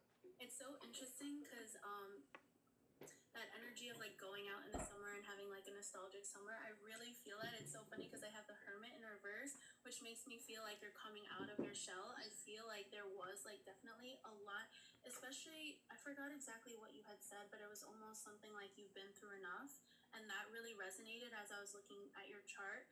You had a lot of stuff. You have a Capricorn stellium, you have Uranus, Saturn, and Neptune all in Capricorn, and we did just finish the Pluto Capricorn transit. So you might have, yours are a little bit more of an early degree, but I feel like the remnants of it were felt for until we just finished the Capricorn Pluto transit. So you might have been again feeling of, we were talking about Pluto earlier, that oppressive energy, especially since it was going over your Saturn and your Neptune. It's almost like oppressing like your dreams, your aspirations, kind of like that more inspired energy, and then kind of like going back, like you said, into this energy of feeling like nostalgic. Like it's so funny too, as you were saying, like almost like emo mode, because you have this Pluto's, you have a Scorpio rising, a Scorpio Venus, and then a Scorpio Pluto, which is just like so emo, so in the fields, and then also you're a Lilith, and it's all in the 12th house. So it's this very nostalgic feeling. Like I feel like when you feel something, me and Brenna were earlier talking about like what it's like having Scorpio placements. I feel like when you feel something, you literally feel it like all the way down to like the last particle of your consciousness that is connected to the rest of consciousness. Like it's almost like what I was like imagining as I said that, it's almost like your feelings send out like a slight pulsation into the collective consciousness. Is what it feels like. It feels like you're very deeply, deeply, deeply attuned to it. But it's almost in this way that is, since everything falls into the 12th house, like your presence, again, it's kind of like a word that I'm feeling, like this sounds kind of like, I don't know if it's the right word, but it's almost like omnipotent, or present. Like it's just kind of like this presence that just like I just imagine like your energy just kind of like slowly like vibrating out into the ethers. It's really interesting that we both of the readings back to back were Libras, and they're both 1989. This is also a really good time for you because in Chinese zodiac, it is the return of your animal. So you're a snake in the Chinese zodiac, and it is the snake year. So I feel like it's very interesting. Again, my best friend is born in this year, and her birthday is the 14th, and yours I think was the 15th. So, yeah. I was just talking to her about the snake energy. It's almost like I feel like a lot of us are kind of like sitting with a lot of energy. Again, like that nostalgic feeling.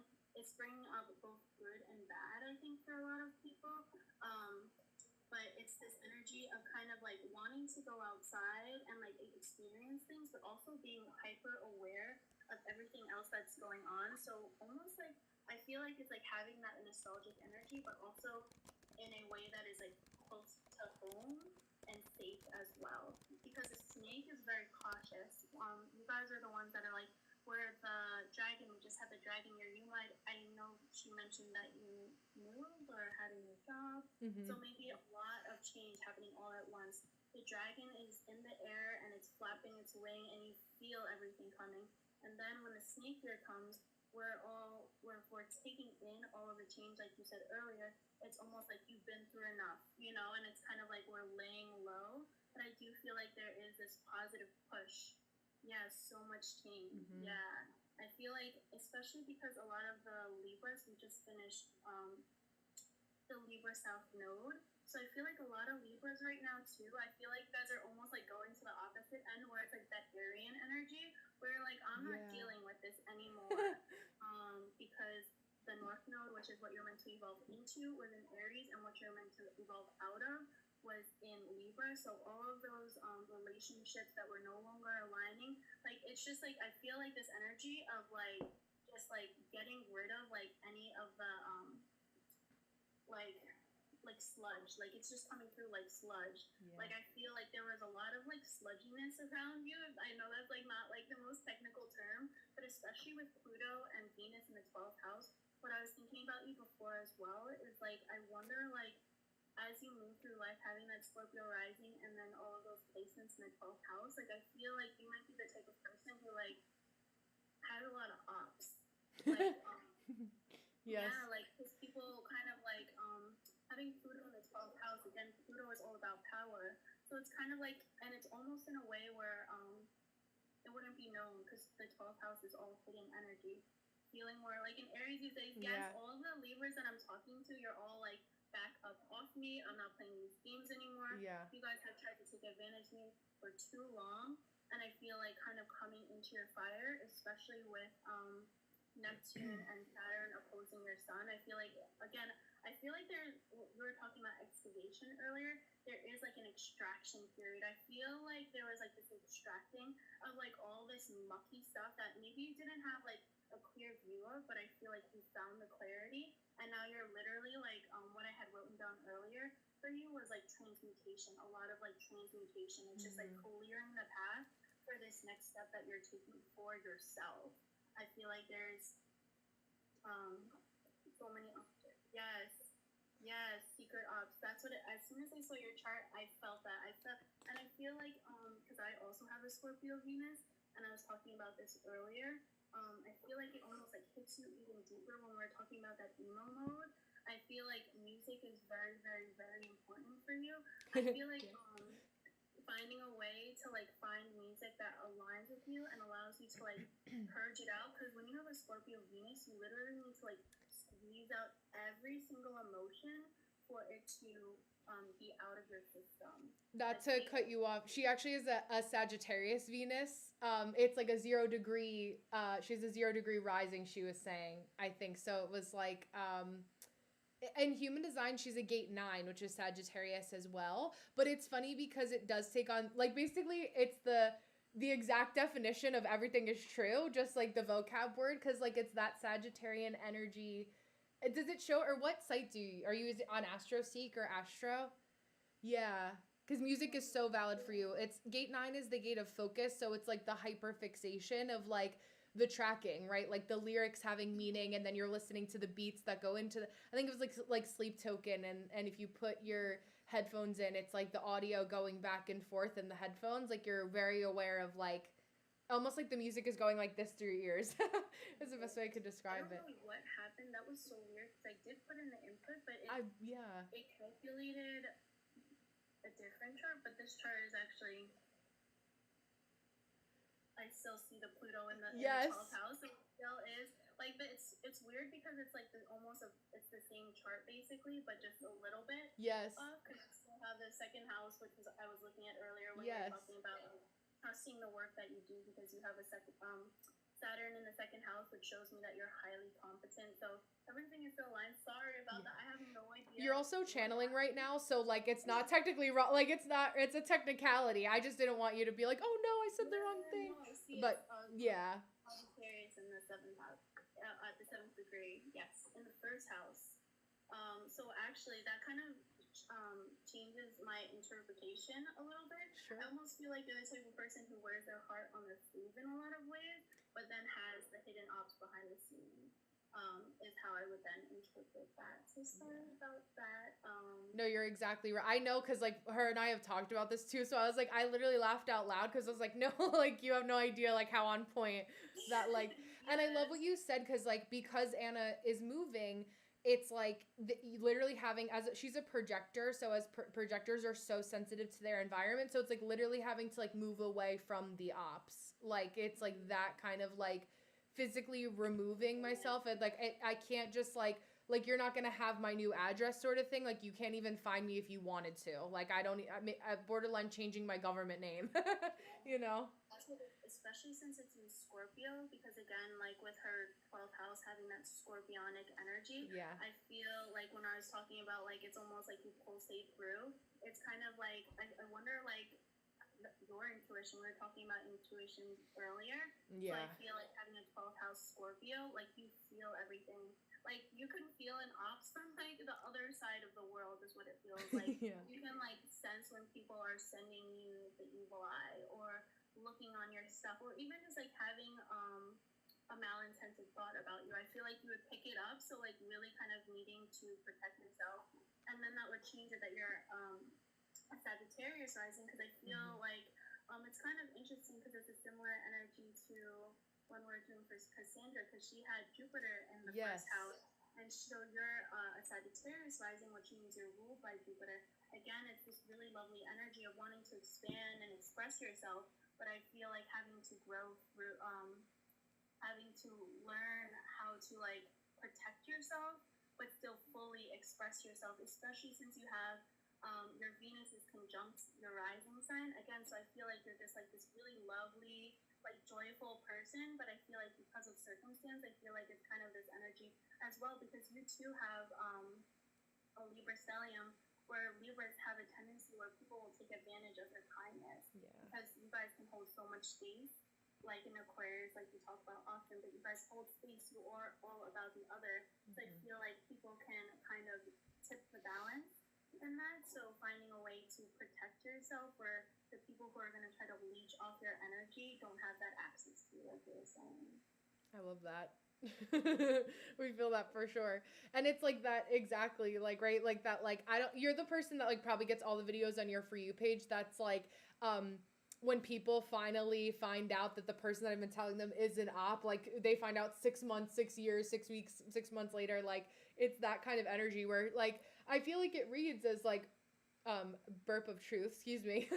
Like that, like you're like, am I going through spiritual psychosis, which you talked about, of like I have to check myself because like, hi Chelsea, like am I actually like, no, this person, like they got so close to me, I trusted them, like for real, like damn, like I was slipping, like what, like that's it, it could be stressful for sure. But I think like we have the tools now where like, oh, let it be consolation from us that like that's normal and there's nothing wrong with you, but like you're good. Oh, my FYP outed my ops. I got all their reposts. Oh my god, that were about me. Wow, the reposts really do tell all.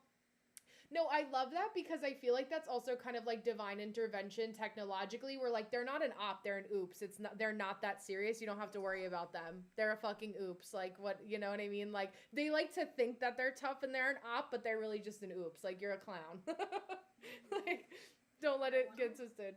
I wonder too, like if this was an energy, and it might be coming up as a lot right now as well, because the North Node is right on your IC, and which is the root of your chart. So it's your fourth house. It's what you grew through.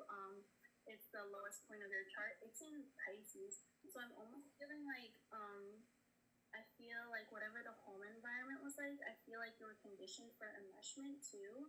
So I feel like again with these cords getting kind of like drawn to you, I feel like it's almost like, I wonder like if people who it's almost like I'm feeling like a manipulation energy. Like people can feel that you're so intuitive, that you're very gentle and kind and empathetic. But then manipulating that, again, like you said, it's like people showing you one thing and then you're being like that person, but you sense it, you know, the malintention. So I was just, when I was looking at the Pisces, I see that just kind of came through as this feeling of like, I wonder like if there's like, I just kind of was feeling like things are really gold in there and kind of having like this moment to like purge it all out. I love that. And it's so like how like on the nose with like a fourth house and like moving, like oh my gosh, you know, like that's like amazing. Yeah, and I was like back off. Exactly. Yeah, I can feel it, but trusting it took me a while. Yeah, because I think it's like when you are such a seer but you're surrounded by people who are blind, it's like how do you explain that to somebody? Like how do you explain something that like they literally cannot see even if you had concrete proof? So there was some, I just saw this somewhere, oh, about the Mandela effect, and I feel like this also applies in this circumstance where it's like the Fruit of the Loom company like had a cornucopia. I think you and I were talking about this on the Zoom call. And so it's like how much, you know, I'll say this in so many ways, but like how much can be changed right in front of our eyes, trying to prove that we're crazy, but we know without needing the proof. It's like, no, like you should be embarrassed for trying to pull that over my the wool over my eyes in that way, you know. It's like more of that that vibe, or more of that coming up right now, at least to affirm what you were saying. For sure, because I Yeah. wrote multiple times down for you actually like Yeah. trusting yourself, which is Yeah. really interesting. Like Yeah. if you feel something, I like run with that. Yeah. And I think But, like what's that? but I feel like that's a big theme right now for all of us Yeah. because, like you said, I feel like there is so much illusion going through the collective. Yeah. So that's kind of like channeled for both Anna with that placement.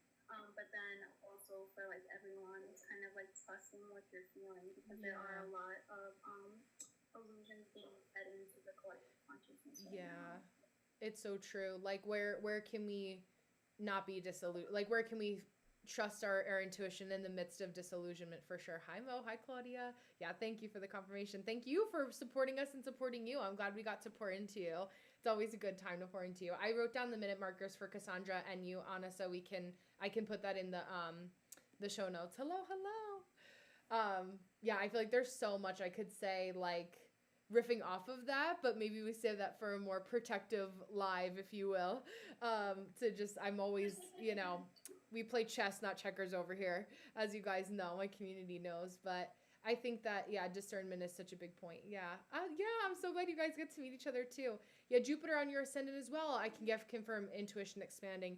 Yeah, I feel like it's like, another level. I also want to say too, like there was this energy with the new moon in Cancer of feeling lighter in our body, like and going in and out of like kind of knowing that that lightness is available, and it's like almost like a bird who's like flies a couple flaps of their wings and then they stop and they're like, oh, but I know that I can fly. So it's like, how can I actually trust my wings enough to just start going, and then before you know it you're like flying all the time and you forgot the time when like you were afraid of flying. That was a very clunky way for you to for me to use that. Use that phraseology. I'm sure you could have said it much more beautifully, but you get what I'm saying. No, that's so true. It's so interesting that you brought that up as well. Because I feel like, especially since we're all kind of like in this, it's interesting because usually the new moon is not about purging, but Right. because it's all in Cancer, I do feel like the emotional, and Jupiter is there as well. So, of course, Jupiter expands anything it touches, and everything Yes. is right on top of each other right now. Yes. It's expanding our emotional body, and I feel like after the roller coaster we've been on, I feel like a lot of us are finding this space where we're having grace with ourselves to feel the emotions, and I feel like that's where the lightness is coming from. Yes. Where we're realizing we can feel all the way into it, and then feeling the lightness on the other end of that. Yes. Something that I wrote down for Anna too, when you had mentioned earlier, I forgot exactly what you said, but it was something about like like deaths. It was like almost like a new cycle or something. Yeah. And I wrote trusting, like it was almost like what I felt in that moment for her was like trust. And I feel like this is again channeled for everyone. It's kind of like trusting all the work that a lot of us have done to allow that version of us to die away. Because I do feel like where we are as a collective, it's literally like, and even just the vibration on this planet right now, it's kind of like we literally cannot exist in certain ways. Yes. So it's like we literally on a cellular level have to allow pieces of ourselves that a lot of us might be clinging onto to die away. Yeah. And once we like trusting that process, that it's like creating a fertile soil for us to be new, like you said, like so that I can fly. Because like if I hold on to all of again this mucky sludge, then it's gonna hold us down into a denser frequency. It's like allowing ourselves to live out of that. Yeah.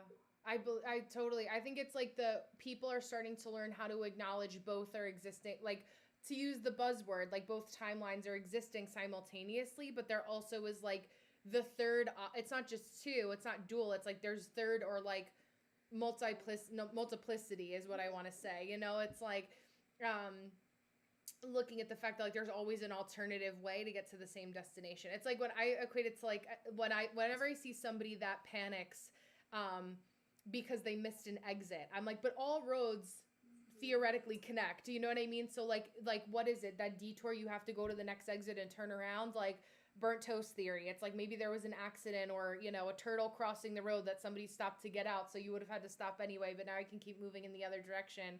I say that because I literally stopped my car, turned around to save a turtle from crossing the road yesterday, and there's people out in front of their house, and they were just like, "What are you doing?" And I'm like, "Oh, there's a turtle." They're like, "Oh my god, I'm glad you saw."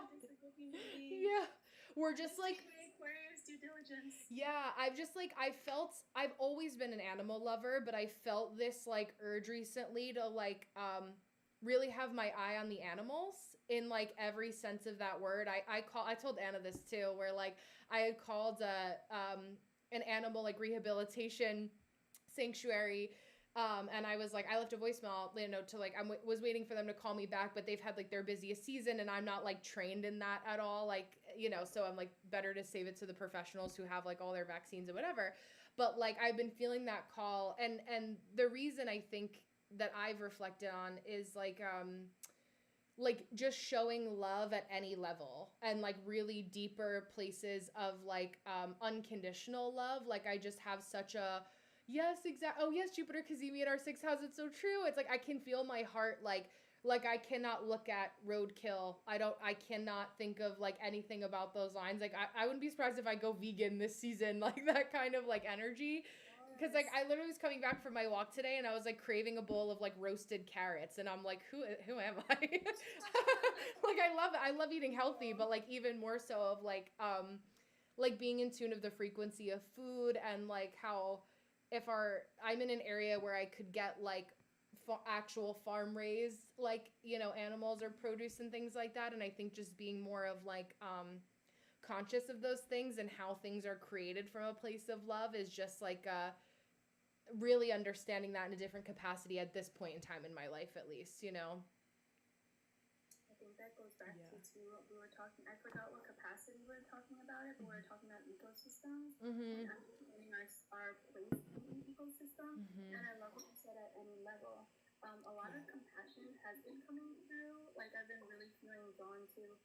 And I think you speak about this, but I naturally love like a lot of Buddhist philosophy. Yeah. But like Buddha, Kuan Yin, these are some of the bodhisattvas, the masters of compassion and unconditional love. That has been like a really big thing lately. I don't know, especially since we have so many like intuitives and empaths and sensitives in here. Yeah. I'm wondering for everyone else, like, have you been feeling like people, even from your past, like tugging on your energy? Like as lighthouses, and it's interesting. I was speaking with somebody about this, and then I did like a very almost like a channeled reflection with it.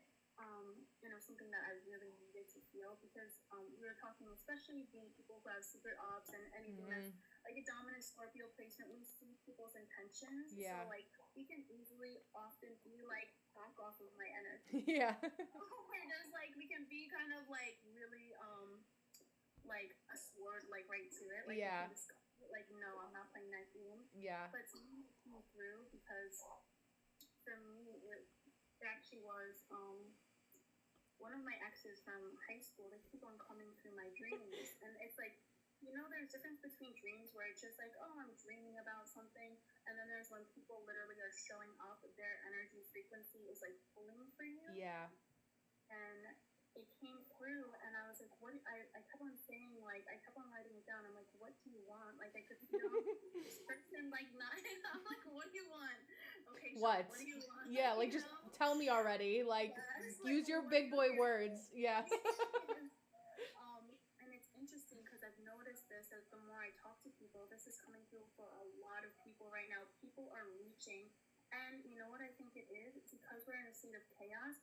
People are reaching for any form of love, and I think this person, like, intuitively, I feel like there was like a lot of nostalgic, like almost like want. I'm like, you're my high school love. Like, I didn't even think we were gonna be dealing with this right now. Right. Like, where are you? You're like, I'm 30. What are you talking about? Exactly. Somebody was like, because I was talking like, because our exes were coming through our dreams, and they were like, oh, well, maybe they want to be back together. I was like, that was high school. I was 15. You know, I'm 30 now. I'm married. Yes. So I was just like, in case you didn't know, right? That's for real. But I feel like, again, this energy of compassion, where it's kind of like, and not saying like letting people, again, we're talking about like not letting people like cross your boundaries, but I think kind of like formulating it in our mind at least, and in our heart space as well, that I think people are reaching for forms of light, Yes. especially light workers. This Yes. idea of like being somebody's earth angel is coming through a lot. Yes. A lot of people have an experience, especially with all of us deep, like really, really deep heart-centered people in here who are just like, I will feel everything with you. I will show up for you. Yeah. Very loyal. People don't really experience, and like we were talking about you even earlier, like that form of unconditional love. Come as you are, and I'll love you. Show me your shadows, and I'll love you through it. Especially Scorpio people were like, show me your shadows, and I will love you through it. We'll find the light through this together.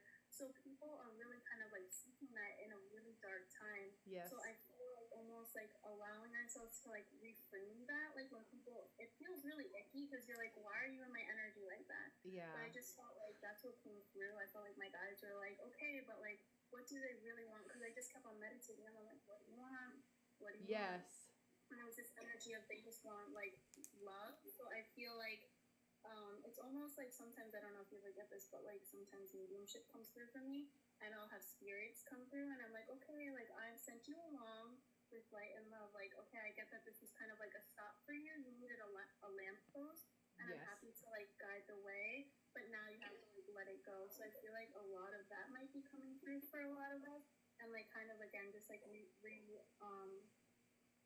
kind of resetting our mindset around like the pull. And again, I think in the human form they might be seeking something, but on a soul level, I think a lot of people are scared and don't have these types of communities to be into to anchor. So they're like grasping for those forms of love. Yes. You know? Like it's the first time, to your point, that I've really seen people be as when they have no like spiritual grounding of any, like they're genuinely like fearful, like they genuinely believe that like this is the end of the world, not the end of the world as we know it, and those are two different frequencies to live in. And I've noticed that two things I wrote down, like what I've been using my discernment for, because I have that like, you know, energetic unread message, so to speak, from those types of people, and like, is their intention pure?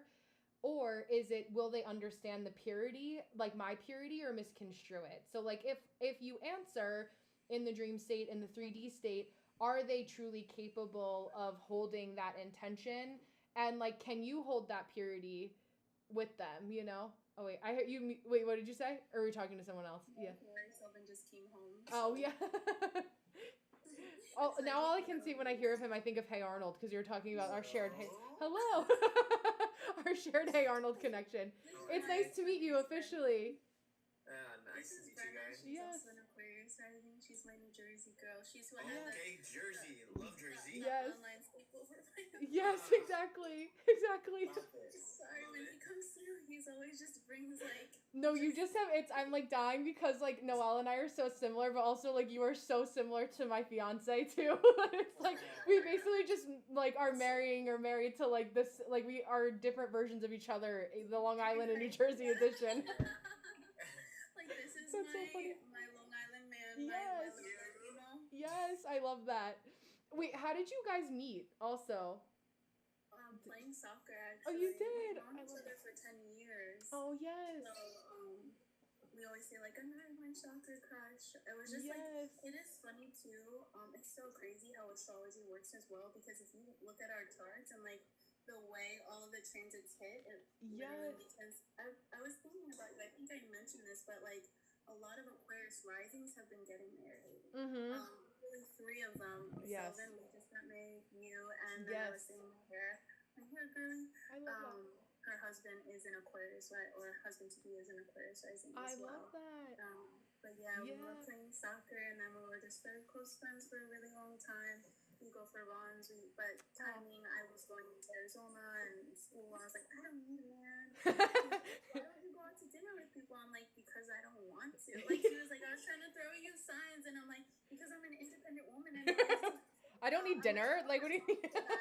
Yeah, I'm like, when do we eat? You're right, I don't need to eat. Have you heard of girl dinner? I'm fine. Exactly, I'm like, I had my grapes. Yeah, exactly. I sat on live and ate my grapes with my girl. I'm fine. That was literally my downtime for the moment. Literally, me eating like literal. I had the like chickpea They're called Biena, like Biena. They're like roasted chickpeas and like slices of turkey. That was like my lunch. Like it's like ingredients put together. Yeah. Yes, it's like a plate. Do you notice? Well, it's so funny because I see it obviously knowing that you're a Leo rising and him having Aquarius placements, like meeting your spouse or significant other based on your seventh house placements. So, like for me, I was like showing more of myself online and on my stories more than I ever had been when Manny slid into my DMs again, even though we had met at work originally like 4 years prior, roughly, if that. And I was like, oh, it's so funny with divine timing. And he's an Aquarius sun, I'm Aquarius rising. He's a Pisces moon, I have a Pisces sun, so we have sun moon synastry. So it's like beautiful like connections like that.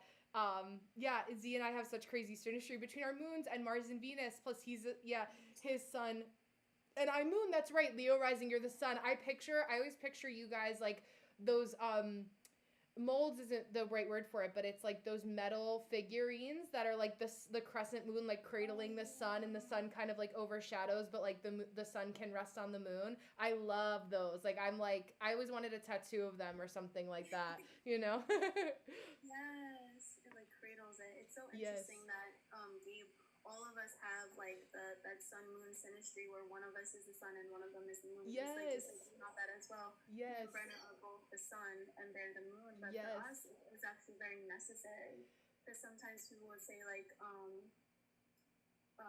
depending on the dynamic of the relationship that it would be better if like the masculine was the sun, but for us we say that we needed that nurturing energy, so for them to come in and be that moon, Yes. it's actually very deeply feeling. I love that. No, it's so true. I that was such a like beautiful part of, I mean, the whole conversation was beautiful, but especially that too of just like I love looking at like reminding ourselves that astrology is real. I know that sounds such like a silly way to say that because like we know it, but then I'm like, I like going back and retroactively reflecting on things like that versus like, and I think that's very sacral authority of both of us where like we like to know that we already lived within our chart versus then having to be like, how do I, like, I would drive myself like literally insane if I like always tried to predict like every single thing based on that. Because I also think that there's like, outsmarting our soul of lessons that we're supposed to actually learn, and that not everything on Earth side is supposed to be pleasant all the time. Not that it you know, I'm not talking about like deep levels of trauma and suffering, but like had I not gone through to the point like certain experiences with said toxic, you know, past or like people, places and things, like I wouldn't have grown into the person or the version of myself that I needed to be to hold capacity for not just romantic relationships, but like friendships, like being able to trust people in our lives and things along those lines. Like for what we were saying of Anna, Deanna is like in the live, I know she resonates, Orion, you, me, like it's like that yeah, like learning those capacities about ourselves too, but we wouldn't know how good it could get without the struggle. Like Miley Cyrus, The Climb, or like cue that. Girl, I've been singing that song. Yeah, there you go. She's a Sagittarius too. I actually did a video about her incarnation cross. Yes. That's hilarious. Yes. Oh my god, yes. I was adjusting ourselves at the same I know. time. Well, it's like I could feel it. Do you want to stay on for like 20 more minutes? I am going to run upstairs for a momentary bio break because I've been drinking so much water today. And do you want to tell Malia, introduce her to what's going on here so she knows while I'm away? I'll be back in like 2 minutes. Yeah. Hi Malia, so we're just doing like a dual live today where if anyone was interested, we were doing readings. So Brenna was reading from the human design aspect and I was reading from the Western astrology aspect.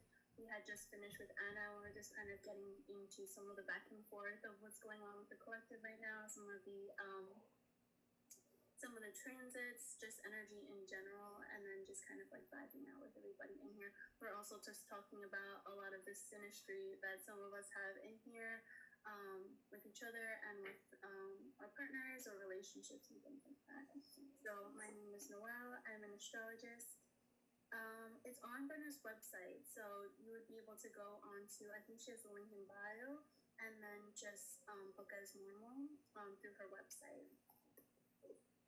And then you would be getting about like 7.5 minutes of the human design and then 7.5 minutes of the Western astrology. and both of us are intuitive, so we're also doing some channeled messaging. I do have my tarot cards out, so if that's something that you're interested in as well, I can do that as well when we get into the read. I like that too because I know a lot of you guys are familiar with Brenna, so it's like easy for her to tap in. Since I don't have as much communication with you guys since I'm new to this format with her, it's kind of just a good way for me to get a little bit of a vibe check, especially if you say general. But of course, you guys can always write in what you want your reading about. Yes, it's been so lovely. What we were talking about, I can actually speak on it a little bit because my husband, he's in Aquarius rising, and I'm a Leo rising. What we're talking about in astrology is kind of like how symmetry works. So if you look at our charts with my husband and me, and then me and Brenna, we would kind of almost be like a puzzle piece to each other. It's we're exact opposites. So when you overlay our charts, we like literally fit into each other like a glove, which is very beautiful. I'm not sure. I don't think so, just because it's an extended reading. So the readings are 10 minutes, but we're doing 15-minute reads today, just since we're doing it as a collaboration.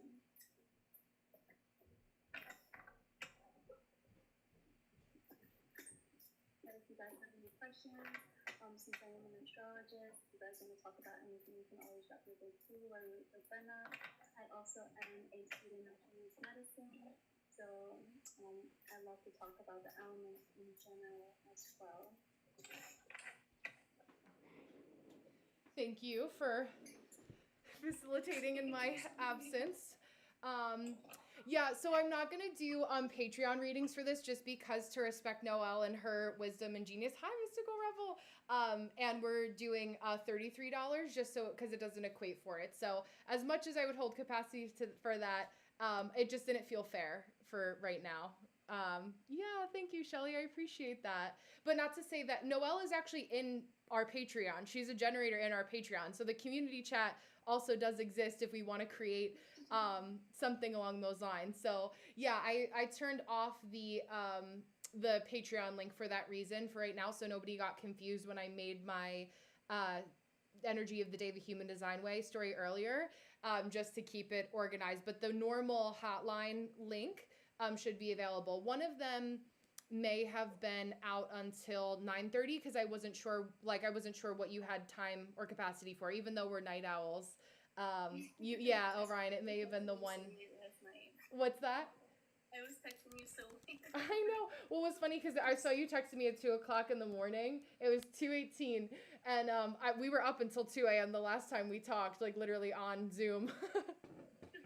No, it's not you. I can change it right now. Let me see. I think YouTube may have been 10. Oh, I would love to do games. That would be so yes. Going with that. Okay.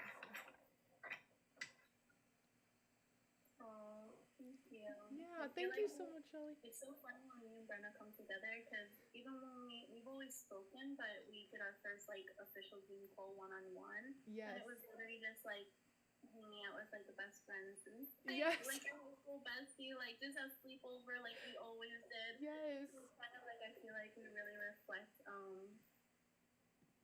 some of the best qualities in each other. We just like mirror back to each other in a way that is both reflective and complementary. Yes. Well, I think we're both, and thank you for saying that because I feel the same way about you, where it's like we're able to like give each other capacity to like exist as we are, and like there's no like I don't feel like I have to like edit my vocabulary or anything like that. And I think that there's a lot of lives that you see with like dual readers, and you can kind of tell that like one energy is like compromising to the other versus supplementary. What were you to say? Did you just say that when I was laughing because it's so true? Like, but just with us, it's just kind of like, oh my gosh, like we're just gonna explode with like. No, I know. We actually are restraining ourselves. Yeah.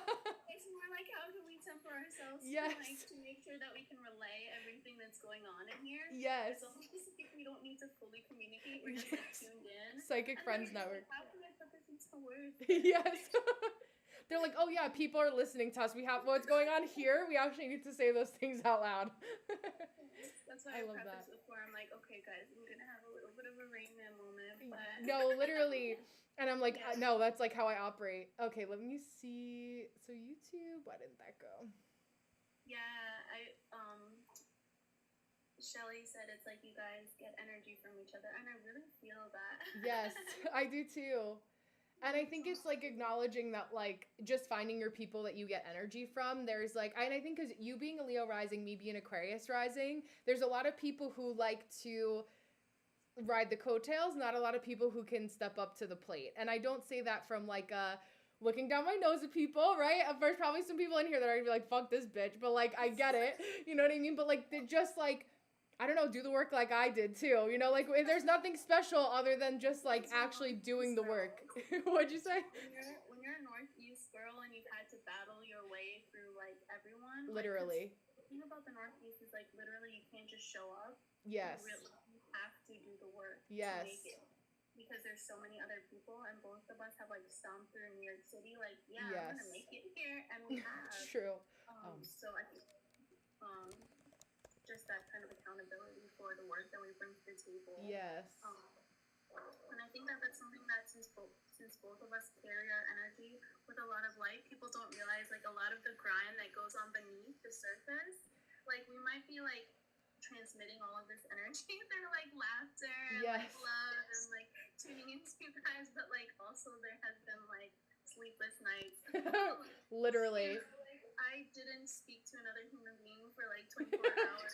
There's Literally. 2 hours a week. Like I've locked myself in my little genius cubby where I'm just like, okay, I'm gonna like get all this information into my little brain. So no, I love that. Mind,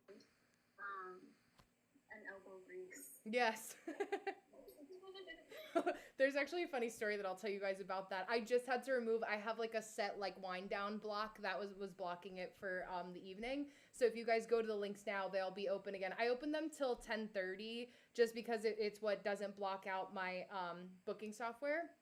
So if you guys go to the link in my bio, it'll be available for you guys to book Orion, so you can look at it there. So yeah, I have on YouTube, we're also good to go. For those of you who are on YouTube also. I'm on TikTok on the right-hand side, so sorry that you guys can't see beautiful Noelle. I'll slowly be upgrading my tech, but we're working with what we got, using the resources we have available, as I said to my Patreon people today.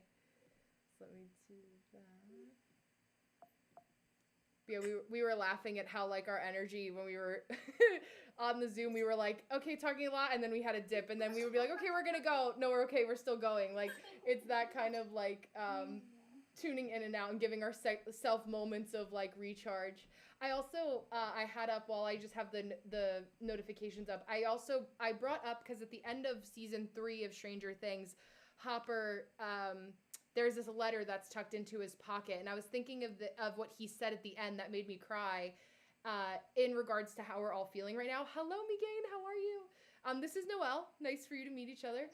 But he said, hello. He said, let me see. Yeah, keep growing up. Don't let me stop you. Make mistakes, learn from them. And when life hurts you, because it will, remember the hurt. The hurt is good. It means that you're out of that cave. And I was like, that is so like on the nose. If you watch that show back now, I'm like, I can't like scream enough as to like how many parallels. Like it was like ahead of its time because we needed to go back and rewatch it all now for when it did come out in November 26th, you know, and like really noticing that. Yeah, it means that you're out of the cave. And I like that because I feel like there's this reminiscent energy of 2021 in a lot of ways, but it was like 2021 walked so we could run now because we have the wisdom. You know, like we're just like, we have more tools. I don't know how else to explain it. We're like, it's not as like scary, you know? Yeah. Yeah. Oh yeah. Yeah. We've been on for, well, already it's like, and 2.5 hours at this point, which I can't believe. Yeah. 2 hours and 23 minutes. But you're never missing it. You're right on time. We're still here. We're still going to be here for a little while longer. So I think, yeah, Gabe just booked. So let me pull up Gabe's chart. Let me see. Home screen here.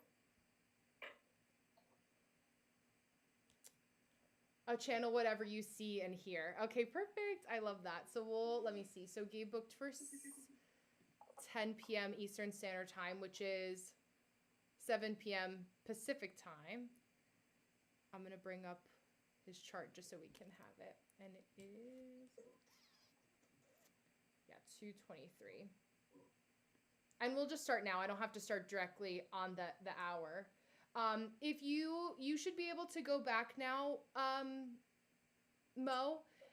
I had to remove, maybe you were off as I was doing it, but refresh. It's not in Patreon. It's not the link in Patreon. That's going to be deactivated because I didn't want people to get confused of using their free complimentary reading with their thing because it's different. It's like the OG link that's in my bio here on YouTube. It's if you go ahead and click on that.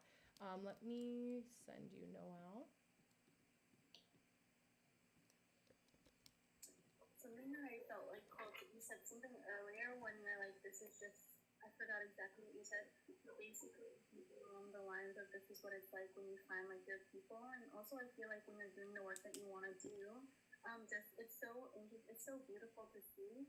Because I think like we both feel like we went through the ringer when it came to friendships and just like connections in general. Yes. But, it just shows like what it feels like to really be in flow with your people and doing like what I believe that like we're really meant to be doing, because I do truly feel so energized from this live right now. Yeah, I know, me too. I'm like, wait, 10:30, do you want to keep going? Like, I can keep going if you can. I was supposed to have a cleaning party with Sylvan, and I'm like, well, sorry. He's popping on to be like, babe, do you remember we're supposed to clean? Like, I'm with my other Aquarius rising. yes, I love that. Yeah, I'm sorry, I'm taking her for the time being. I'm gonna open. Hi, Afro. I'm gonna open the live later. What do you feel like energetically is a good time to open it till? Do we want to do 11 our time for now? Just because it's I realize that it's 15-minute windows instead of 10, so that's why. Thank you guys for saying that. Does that feel good energetically for you? Yeah. Okay. That's what I was gonna say. Okay. So I extended it to 11 p.m. Eastern Standard Time. Use the one for you guys that are on. I think all of you are booking through TikTok. So let me know if you have any issues going on there. Let me see. Oh, there we go. Okay. It's really interesting that Gabe was born in a town called, I knew it was Hawaii, but I didn't know it was Pearl City. Yeah. It's really interesting since he's Cancer rising. Yes, I love that too. I never put that together actually, and I've seen it 109 times. Yeah, Afro, we're doing dual readings. There's three spots left. I had to see if I was actually like holding up the right number of fingers. I'm like, whatever. There's 3 spots. Yeah, so we'll start with Gabe. It's 15 minutes for $33. And we're doing astrology, human design, channeling, all in 3 in 1 basically. At the same time. So the official start, which is right on cue for Orion for his sun sign gate, 2 hours and 26 minutes into the live. And let me start this here.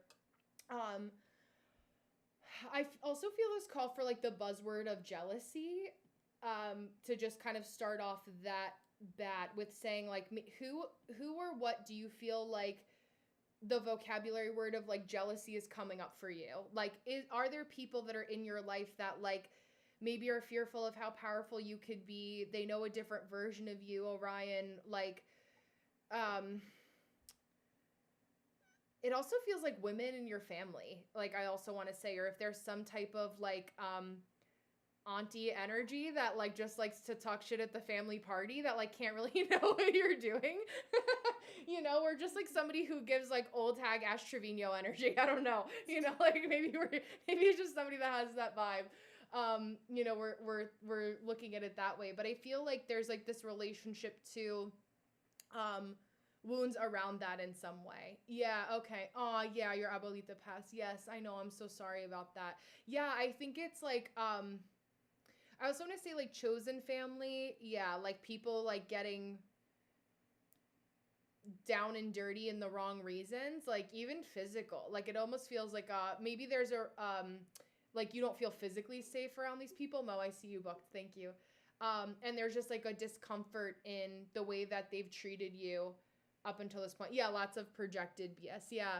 And I think what's kind of like, I don't want to say like nice about it, but I think you're actually realizing how far you've come because like they're embarrassing themselves so much. You're like, wow, like the version of me that like was born into this family is not the version of me that like is standing in front of them right now, whether physically astro projecting. Yeah, you're like, wow, like I think just like round of applause. I wish we could make the round of applause sound effect. Maybe I'll get a little soundboard for down here. I actually have one. But there's like an opportunity for just your growth to be celebrated. And I know like I feel like you may, or like I celebrate my growth all the time, but there's just like a difference in like you feel a lot more like almost like the comment. Yeah, totally over it. Like it's like you got sick and tired of being sick and tired about it. So it's like you just feel the most calm that you ever have. And it's like the most stability that you've had for like the longest period of time. I don't want you to be like, great, now that I'm calm, like California is going to fall off into the ocean. Like, I don't think that that's going to happen. You know, like you're like, now you're going to get to doomsday prophecies, like as a result of that. Like, don't be afraid of that. Because you're so protected that like, you know, I wouldn't even worry about that in our lifetime. Yeah, I'm done playing the whole let me temper myself to make it more palatable. Yeah, exactly. I mean, listen, if when we were talking about your Aries moon and the moon being in Aries and it literally saying that like your anger is valid, like valid. Yeah, exactly. I grew up in Japan. I'm used to the shaking. Exactly. And like you're just divinely protected. I think that there's like learning. It's funny because I want to say like big fish in a small pond, but also feeling like a small fish in a big fish in a small pond, small fish in a big pond. Like there's a little bit of both of those things happening simultaneously because you're also aware like you're really good at kind of living like your three charts at the same time. So it's like where I don't resonate necessarily with my like sidereal fully. Like there's some aspects I'm like, yeah, that resonates, some it don't. I feel the same way about whole sign versus Placidus. Like some elements I relate to. I think it's all about the messenger, right? It's like like Noelle even caring to ask for consent about pulling cards and not being like coming from spiritual ego, or you have people that will just pull cards and be like, well, I'm here, I know what I'm talking about, I have the microphone. It's like we just kind of are like, yeah, I deserve it too. Like you're not that, I just don't want to get on. Like it's not a matter of like I can't do it. It's like I just want to relax tonight, you know? I think just really noticing like what this next iteration of your life looks like is so different because the part of you that was growing originally just didn't have capacity to go there, right? Like it wasn't safe for your brain to be that delusional where you're talking about the word delusional because like the delusional aspect, yeah, Scorpio sun, Pisces moon, Cancer rising. Okay, I love that. Yes. It's like that there's a different expansive quality that just feels so much more grounded because of that protection. And I think just like really using your discernment and knowing that like you cannot like every single thing about a person, but like you cherry pick the parts that you like and you're still safe in doing that. You know what I mean? Like there's not like, cause I can be like that, right? Where I'm like, this person is not my dad. You know what I mean? Like, why do I care about how they treat me as an authoritarian? Like, this person's checking me out at the grocery store. They're a cashier. Like, why am I mad if they smile or not? You know, like, it's not like they are not my only form of human contact today. For a lot of people, though, in our surrounding areas, they are, right? So it's like that kind of like really acknowledging, also in those microcosms, like that two things are existing simultaneously in different pipelines, timelines that people are living on, you know? Really paying attention to that. I think that you're just noticing like how much it's like you're a hermit crab. I feel like to say a hermit crab diminishes how small, like we think of them as like trinkets, unfortunately, at like the boardwalk, but there's like you're finding a new shell, you know? It's like the lobster, like lobsters are immortal until someone kills them. It's more like that, you know? Like that energy of like, oh, I'm a vampire, I can actually live forever. Yeah, like trying new shells, I love that. And Pearl City, like, right, like what a beautiful kind of extra emphasis on that. I think also like there is that, like what I said to Cassandra earlier about the channel of money and that activation where it's like really leaning into if money isn't flowing or it is flowing, right? Oh, okay, Afro. Yeah, absolutely. It may have booked through the spots already. I think Mo booked as well. Um, I'll workshop after we finish Gabe's reading because we'll have a moment of pause in between. But um, yeah, Gabe, I think it's just like I also see like organizing your physical space inside your home. I think like things that maybe need to go, or maybe they just go into a box where like you don't have to part with them just yet, but maybe like I also see like Z being like, can we just throw these out already? Like, can we just clean this up already? Like, I feel like you're the hoarder, he's like the cleans up after you, like in a lot of ways, or you're like, he's like, do you need another notebook? Like, can I just digitize this for you? You know, but like you're like, no, we need you to have your notebooks, but like let's figure out like what this looks like in a more succinct way. Um, just for the sake of like helping you not trip over yourself. It's like my mom would do things where like she would get mad if we would trip over her shoes or she would trip over her shoes, and I'm like, Mom, like the shoes do not need to be like right at the doorway. There's like a room in the closet for that. And I feel like there's just like knowing that everything has a space in a certain way in a certain time is also important to say that. So I'm gonna pause there for my channeling and turn it over to beautiful Noelle, so she can have to pass the baton.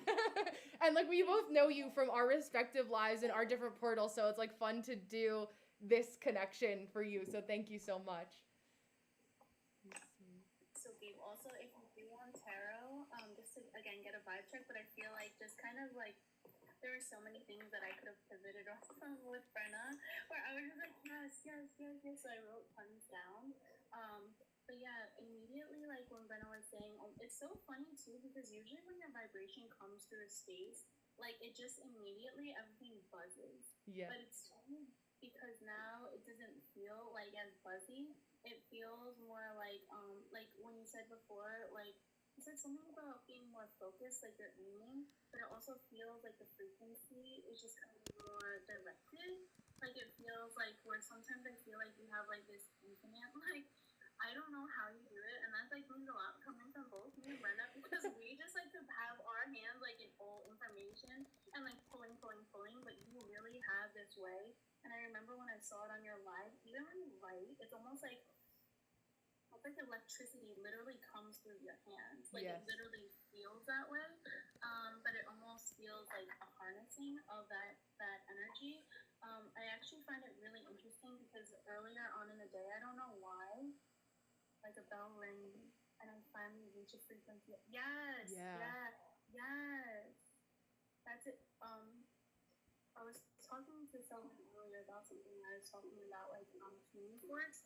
It's almost like I feel like you have so much energy, especially like us being Sagittarians.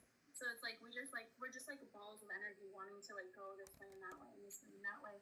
I feel what I'm feeling is almost like your energy is kind of like when you think of a tuning fork and it tries to hit something and then resonates with another tuning fork that's in the same vibration, and then that tuning fork will start. Instead of it being just like a little ding and then the two things resonating, it's almost like your energy was like so powerful, it was just like going through like any metal shop and like ding, ding, ding, ding, ding, ding, ding, ding, ding, ding, ding, ding, ding, ding, ding, ding, ding, and it was just like literally palpable. Like when it came through, and I mean like me and Brenna have a lot of energy, so like, and it, especially me, I was a Sagittarius Mercury, so like I can definitely like keep up with the chat, like you know, like when Gabe comes through and he just like go like feeding me information, and I'm just like yes, yes, yes, but it is just so like it is like for you, it is just like such a fast pace. And it's interesting too because you also have not just the Sagittarian thing where you want to expand, you have the Capricorn thing and also the Scorpio thing where you will dive into it. You're not just going to expand, you're going to master your way through it as well, which is really interesting about your energy because when we listen to it, it's interesting that Glenna before was talking about like where are these leaders coming from. I feel almost like this energy of like not needing approval anymore. Yeah. I know we've spoken about it before, Gabe, and I know too because I have a Scorpio fourth house as well. I know that your Scorpio, the cusp is technically Libra, but a lot of your fourth house is Scorpio, and all of your Scorpio placements land in the fourth house. So me and you are like right here with a lot of the stuff that kind of like went on. upbringing that is like highly intense. Um, Especially you having Saturn there, it's almost like this need for approval because Saturn, in of course, like in astrology, is the almost like this patriarchal figure, and a lot of times when we go to Saturn, we're looking for recognition, we're looking for the check marks, we're looking for the A plus or the grade to see how we did, and I feel like it's almost like evolving out of that energy, where it's almost like again a more pure frequency of Gabe's genius can kind of like come out into like the mainstream is like what I'm Yes. feeling.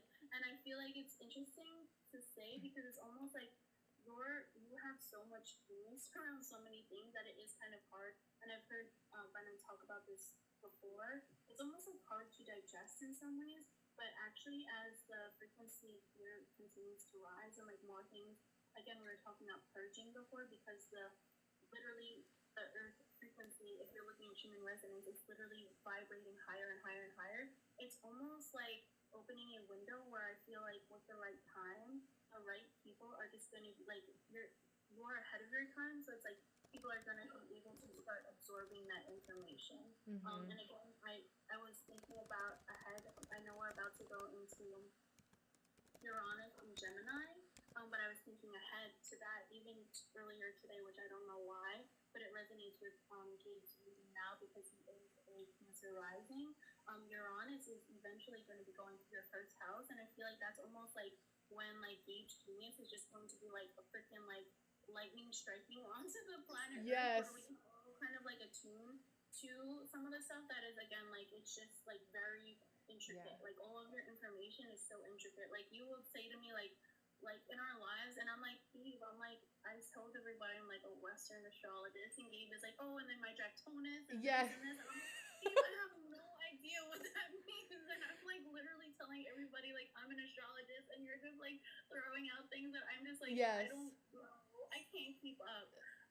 So I feel like again that's kind of like forward thinking, but I feel like that's where we're moving towards. Yes, like I think just people who can like pick up what you're putting down. I think it's like I say this with like my artists too, or like artists when I was an artist manager, especially in New York City, I was like, we just need to like refine it because I know exactly how people are perceiving you, and you're struggling to understand why you're perceived in this way because like there's certain, unfortunately, in this vein, right, whether it be capitalism or organization or whatever, um, there's like certain bumpers that we need for like certain standards of communication for how people expect to be spoken to, right? It's like how you and I talk on our Zoom live is going to be different, or like Zoom together is going to be different for how we talk here, or like going into different places because we're also tapped into not just what our needs are and how we're getting them that through how people acknowledge us, but like there's a time and a place for everything.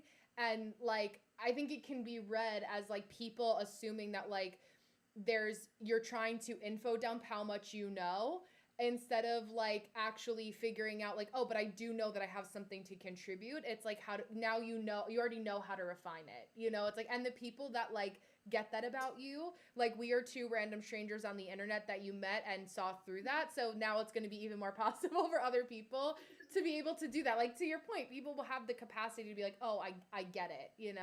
And I think all my 4-1s trick Darian, like there's an element of that you guys share that like you'll understand that like other people will be more capable of understanding you as well.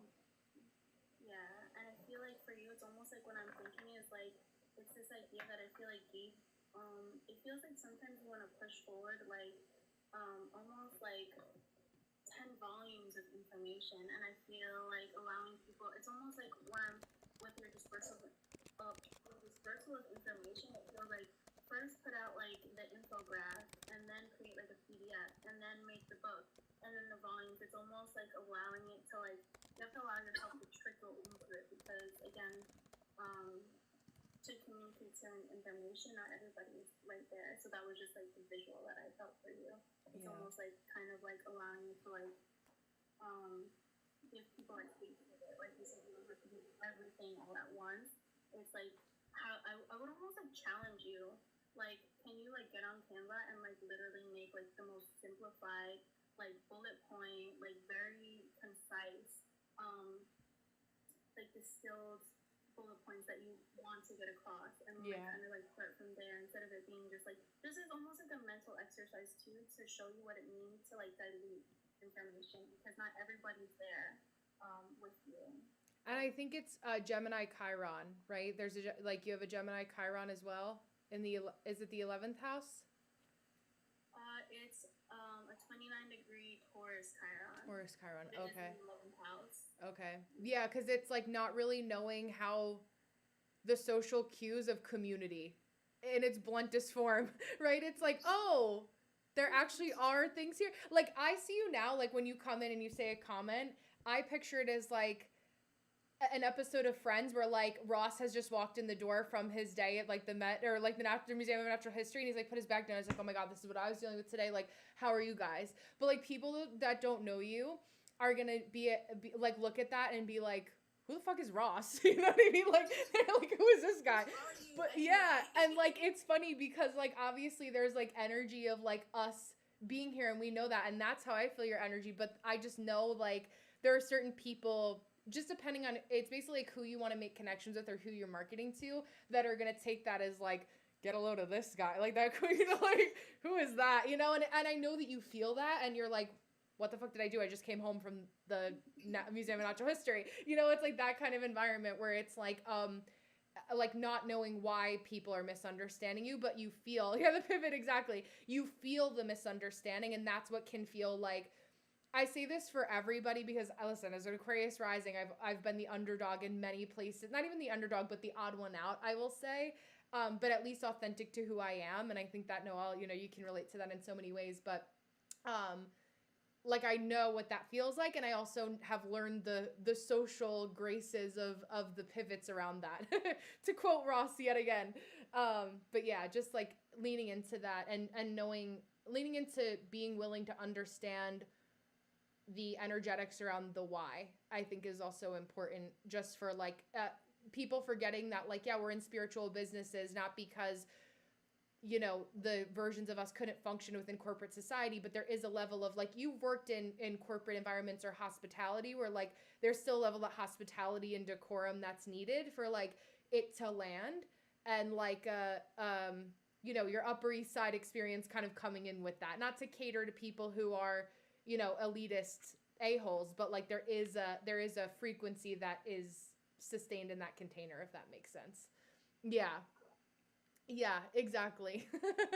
Exactly. I found that the more I let go of needing visibility and validation, the more I can just let it flow. And then when I'm being Ross and innocently just sharing my day or thoughts, it finds the right people. Exactly. Exactly. I see that like with a couple people like that have come across my way, and I'm like, I'm kind of that person that I feel like I always end up being like better with me than with somebody else that would be like rude about it or condescending or like and I'm sure there's lives that you've been in where people have felt that way. I think that there's multiple people here, especially my projectors can put their foot in their mouth with this, but it's like wanting that connection and knowing that you deserve the recognition, but it's like, yeah, don't intercept me reading for somebody in the middle of a reading when like they haven't consented to you being open. Just because you see doesn't mean that you're the conduit to be the seer at this moment, but that doesn't also equate to you not being allowed to be a seer. And that's a really hard, thin line that takes a little bit of time for people to understand and learn what that actually like looks like in real time. But like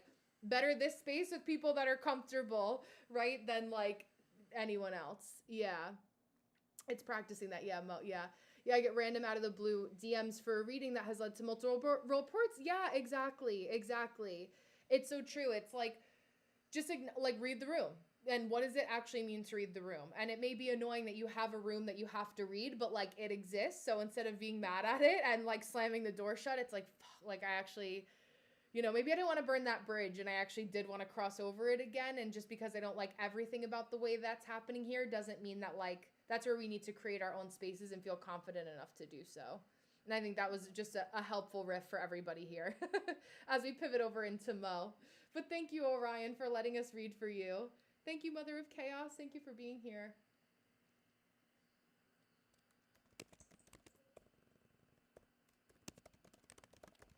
It has a lot of New York energy because we had Brooklyn and New York City earlier. Oh, yes. Well, I attract a lot of Libras, a lot of Libra big three placements, and a lot of New Yorkers because of who I am as a person. I can like see when I can feel when I like borderline physically revolt somebody that's from the West Coast, where they're like, that is a lot. Like, and I'm like, yeah, okay. Take it or leave it. Like, I don't have time to like pretend, for whatever it is that you're trying to milk me for. Like, I just don't have that. I've had that multiple times. Yeah, exactly. Because you have both. Exactly. Libra rising, yes. Because you get it. Like, I don't have to. It's like how you don't have to explain that you're Ross to me. I don't have to explain that I'm Monica in a lot of ways. You just cut to the chase. Yeah, exactly. Exactly.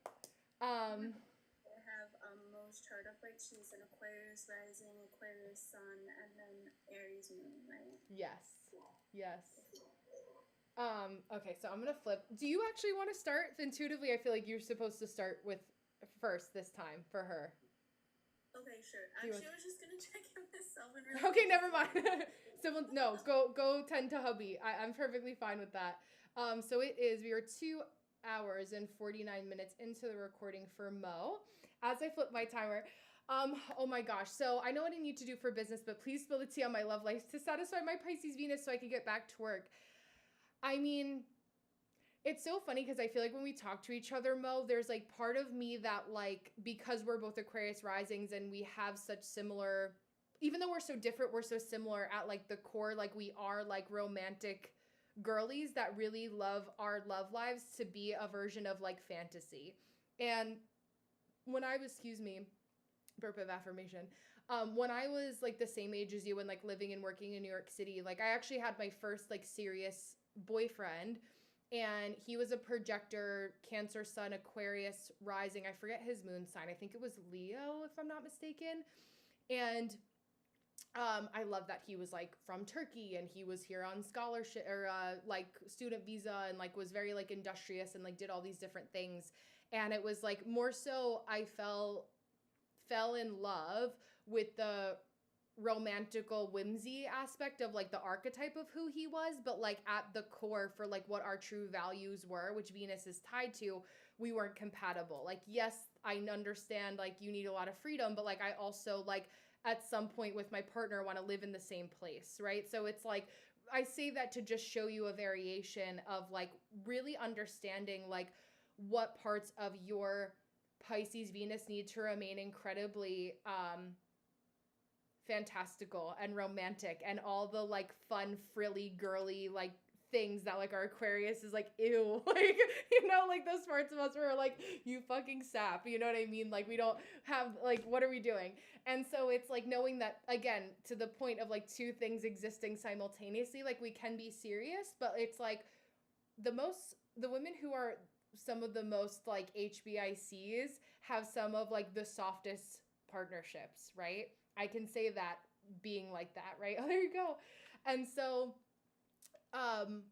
knowing that like when it does come to your love life, especially with your placements, if I actually look up, I think your what was your Venus? Yeah, gate 55, it's like almost like you need to be perceived as the head, but your partner actually needs to be the neck that helps teach the head where to turn. And so no one would like, in a heteronormative sense, right? Yeah, oh yeah, Pisces rising and sun progressed. Yeah, exactly. Oh wow, after your dad. Yeah. I feel like also because like the complex nature like of your dad, like those archetypes are there for a reason. Like my dad really loved me, but he was also very absent. And I think that there's a lot of ways that you can relate to that simultaneously. I love that. You can relate to that simultaneously. With just really being like, well, what is it that's actually going to make me happy? And who's somebody that can actually prove to me that like love like this, how I actually want it, does exist, right? And I think for you, because of your placements, even though you don't have the channel of community, it is an element of like, I don't have any true role models that I know. So I have to kind of find them. And for me, like my role models were like romance books that I read as a teenager and like into my college years, and like really just like looking at movies and books and like all those romantical like early 2000s movies, and like knowing that at my core I knew a part of that always existed. you know, and I'm very protective over my love life for a reason, right? Like I'm very protective of that because I hold it very sacred. And like there's elements to me being engaged and my marriage that like only, thank you, Orion, that's so cute, I love that, that is really nobody's business, you know, because I just know how people operate. I know, you know, we know the ops, you know, like we all can relate to that in some way, shape, or form. And like I just know how there are people that observe us, especially as Aquarius rising women, Leo rising women, all of us here that are meant to be seen in some capacity, that will love to dissect every inch of your relationship to like the nth degree, or like trying to find a hole in, you know, their perception of me as perfection. They try to find a hole in any way, shape, or form that's possible. So I see that from also like at 22, I was going through this balancing act of like 23, right? Balancing act of like who are the people that I can trust, right? Exactly. My role models were my TV movies. Exactly. TV movies. Exactly. Like there's you're going through this metamorphosis of honestly another level of understanding. Hi, Sydney, of who you can trust. Who can you trust with the people that you're dating? I also love like the secret bubble of like nobody knows like you are with that other person, which can also be dangerous because you are like me, and that's how we get into the situationships that, you know, oh, all of a sudden we're acting like a couple but we're not really anything, and I'm hiding in the shadows because we have this, you know, quality of wanting to keep those things hidden. And so that was kind of like for me personally, but also for your placements, it's like that's how we can be taken not as seriously, because I'm like, oh, it's kept private, but is it kept private because we're actually at the same level, or because like you just want your cake and want to eat it too, right? And so for me, it's like, you know, you already know I was here with someone, yeah, exactly. But like I also had my secret someones, and like they are the ones that are DMing me 7 years later because like I'm the one that got away, and that's very alluring to a lot of people with placements like ours, right? Noelle, same thing, right? Devleo, hello, probably same thing. I think that there's a, you know, people in our orbit romantically that still once they have us, they treat us in the moment like they don't care. And then they realize after later on that it was like the biggest mistake that they could have made once they are ready to settle down, once they are ready to be with somebody and like want that, you know, with their marriage or whatever it is that your shared value is. They just don't, you know, they miss the boat because you're, again, Aquarian, like progressed Pisces, but it's like, you know it all, you've seen it all, you have incredible capacity. What Noelle says to me all the time, incredible capacity to be and connect with other people and understand other people. But at what time does that become a detriment to your life? And I'll say this, right? Like what I said earlier, and you were like me with my Aquarius with the eyes and the lips emoji. I like love that like string of emojis, the two eyes in the mouth. And like when I was really focused on nobody else but myself was when I connected with my fiance again. And at the time, like he was always a cute guy with a man bun that wore flannels to work, but like he's 2 years younger than me. The jump from 21 to 23 is massive. I was working when I met him. He was in my life when I was the age that you are now. I'm 31 now, right? So I've known him for a good almost, you know, going on closer to a decade if I'm rounding up. But like we didn't connect romantically until like 4 years later, you know, like where we were at the time that we could be there. So I just say that to kind of focus on allowing yourself to have fun. And if it's something that you don't need to take super seriously, like you're 23, like this is a time to explore. Like I literally told myself that, like, I know it sounds like such a cliche and like you are mature and like you know this, but like until my frontal lobe developed at 25, like I did not want to get married. And I said that to myself like throughout my 20s. Like after my first boyfriend, I was like, who I'm cordial with now, like we're friendly, but just paying attention to that. So yeah, I will pause there to switch over to beautiful Noelle so she can do some channeling for you. Yeah, and your Pisces Venus, it's like we need to indulge in the fantasies a little bit, and sometimes it's just like with the bad boy that's unattainable, and I've been there, so I can't talk. It's so interesting you said that because one of the things I wrote down was actually spicy. Mm-hmm. Right now, Mars is going through the seventh house. I just want to check in really quick because I was a little tuned out for the first part of the That's right. reading. Yeah, yeah. So there's not not currently a partner, right? We're talking as like when she's saying like what is the vibe check or there is Yeah, something like there? a spicy situationship is what I'm gathering. Okay, To so use it's the like alliteration. There's something on the side. Yeah. okay, because it says please spill the tea on my love light to satisfy my Pisces Venus so I can get Yes. back to work, please. Right? Okay, Yes. just wanted to like check. Okay. I feel like I don't know. I just it's funny because immediately I'm just feeling like this need, like you said. I think you said something about being playful. Yeah. So I do really feel like it's funny. It's really coming through as this energy of like needing to like lean into your spice.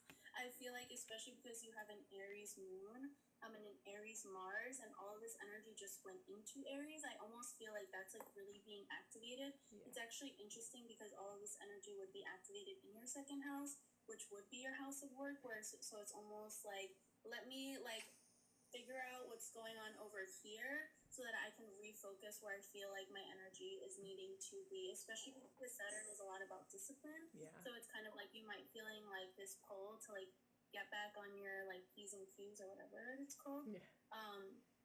But being distracted by this like Piscean, like what's going on, like I want to like kind of find, it's almost like I feel like it's like needing to find a shape in like the love life is what it's feeling like, which is interesting because we have a second intercepted house that we have of the night. So you do have Yeah. a Venus in Pisces, but it's intercepted in your first house. So it's almost, again, it feels like formless, which is like, I feel like it's like a double whammy because Pisces is already formless. Pisces is the sign that literally just exists and like the sea of consciousness. So I feel like a lot of times, again, we were talking about this energy of enmeshment when it came with Anna. That was the fourth house energy, but here with her Venus, it's almost like feeling enmeshed. But I almost feel like there's this energy of like being devoted to like also the wrong people sometimes. I just feel like that very strong. I almost feel like, especially because you also have your Lilith there.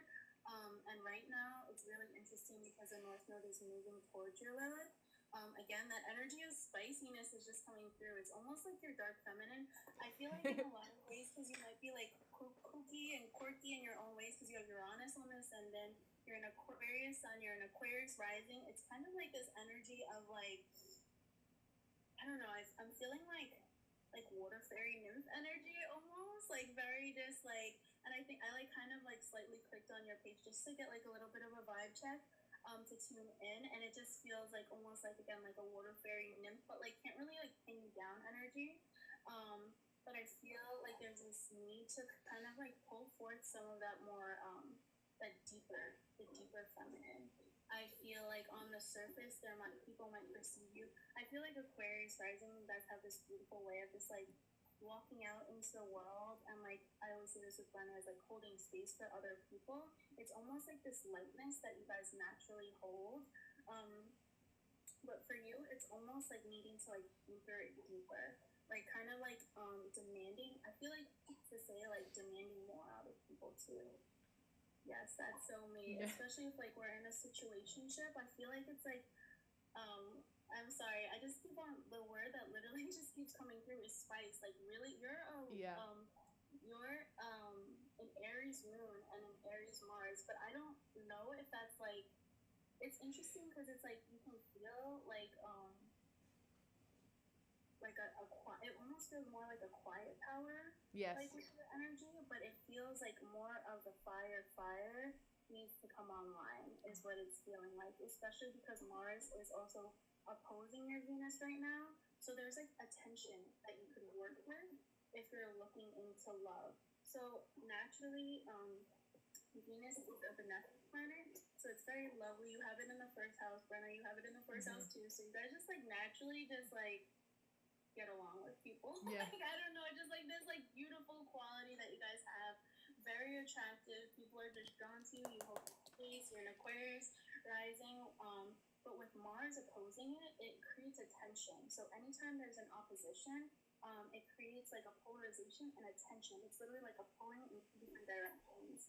I am pretty spicy, especially with the mouth, but I'm always tame when I come online. Interesting. I'm just gonna riff off of that. I feel like it's like instead of reducing yourself, it's like Marilyn Monroe effect and learning the distinction between the two. And it's like I know like you can see it in me, like Mo, like so clearly, where it's like it's all in the eyes, and like we know when we're being charming, we know when we're being seductive. Like I can play that man like a fiddle, you know what I mean? Like it's like that, like that trend that's going around where it's like the uh it's like bark like a dog if you want it or something like that. Like that's the spicy. Have you seen that? That's like the spicy trend that No. like now that I've said it, it'll be on your For You page. Mo, I'll have to send it to you if you haven't seen it already. But it's like just that affirmation of like being comfortable knowing that you're in control, but then like you actually really at the core want to be baby. Like there it's like there's a certain window of time. Yeah, there you go. There's a certain window of time that we're okay with formless until it's like it becomes inconvenient and then you're like this is infiltrating like my work life. I don't want to be thinking about you when I'm supposed to be about my bag and like doing my shit. So like, you know, what is it going to be, you know? Especially when it feels Yeah. like right. It feels like the energy is being pulled into an area, like the question says. It's like you have a higher hyper awareness that like your energy should not be here. It's interesting because you said that you are spicy, and I just want to like question and say like, are you that spicy when it comes to this situationship? Yeah. Like, is there like verbiage towards them, or it's not even needing the spice? It's also like I wonder the directness because I feel like sometimes Pisces, and this is like a in question form, so then we can work around it.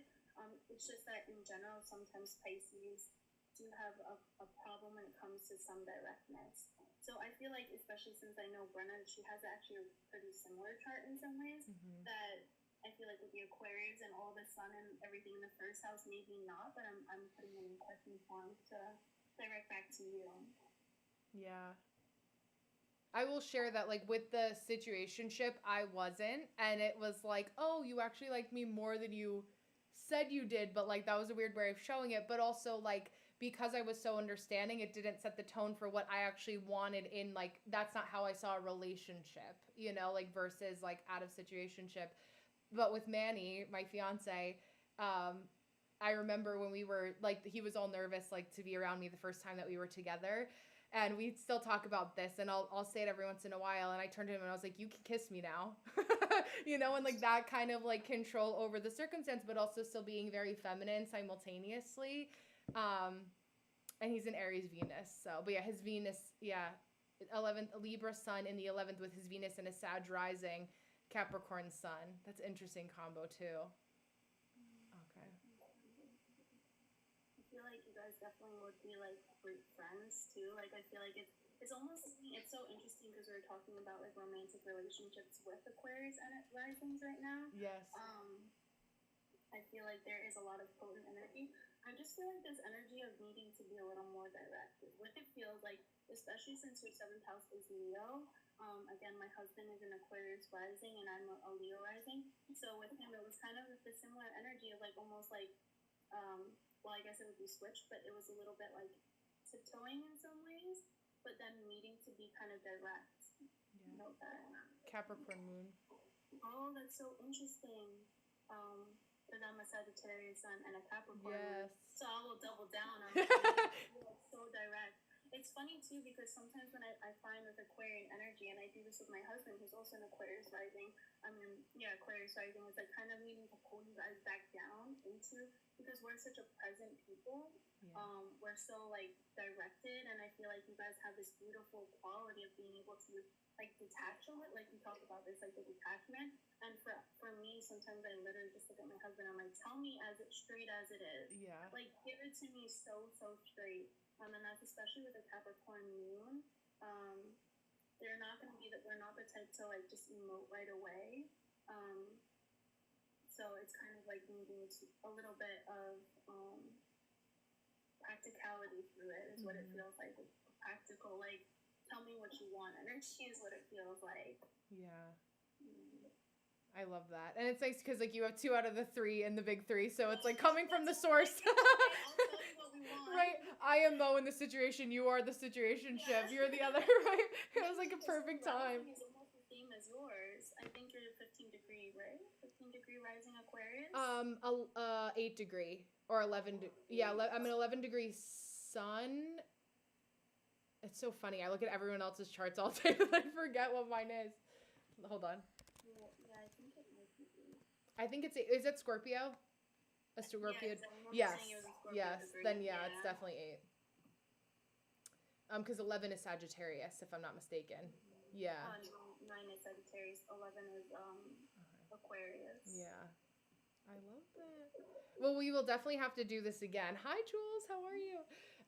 Anything like, do you want to stay on for another 20 minutes and close out? Like, is there anything else you feel like you want to share or talk about? I know there's like 109 things because I still have a lot of energy. So I'm like, I know I'll start to like. I saw us lock into each other. Yes. I felt you be like, so what do you else? want? Like, I know. Felt it in our eyeball.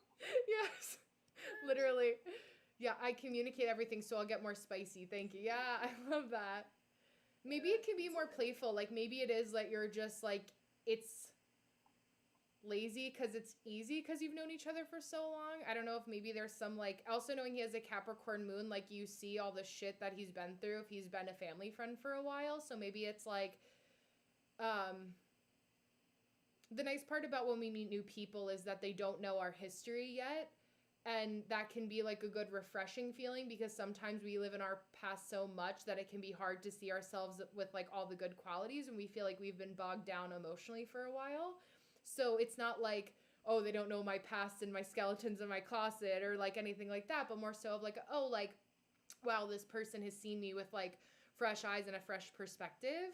So maybe it's not like, you know, the kid that, you know, we took pictures with during the summertime at a barbecue or something like that, but like a man that's like treating me differently. And there's like opportunity for like that kind of,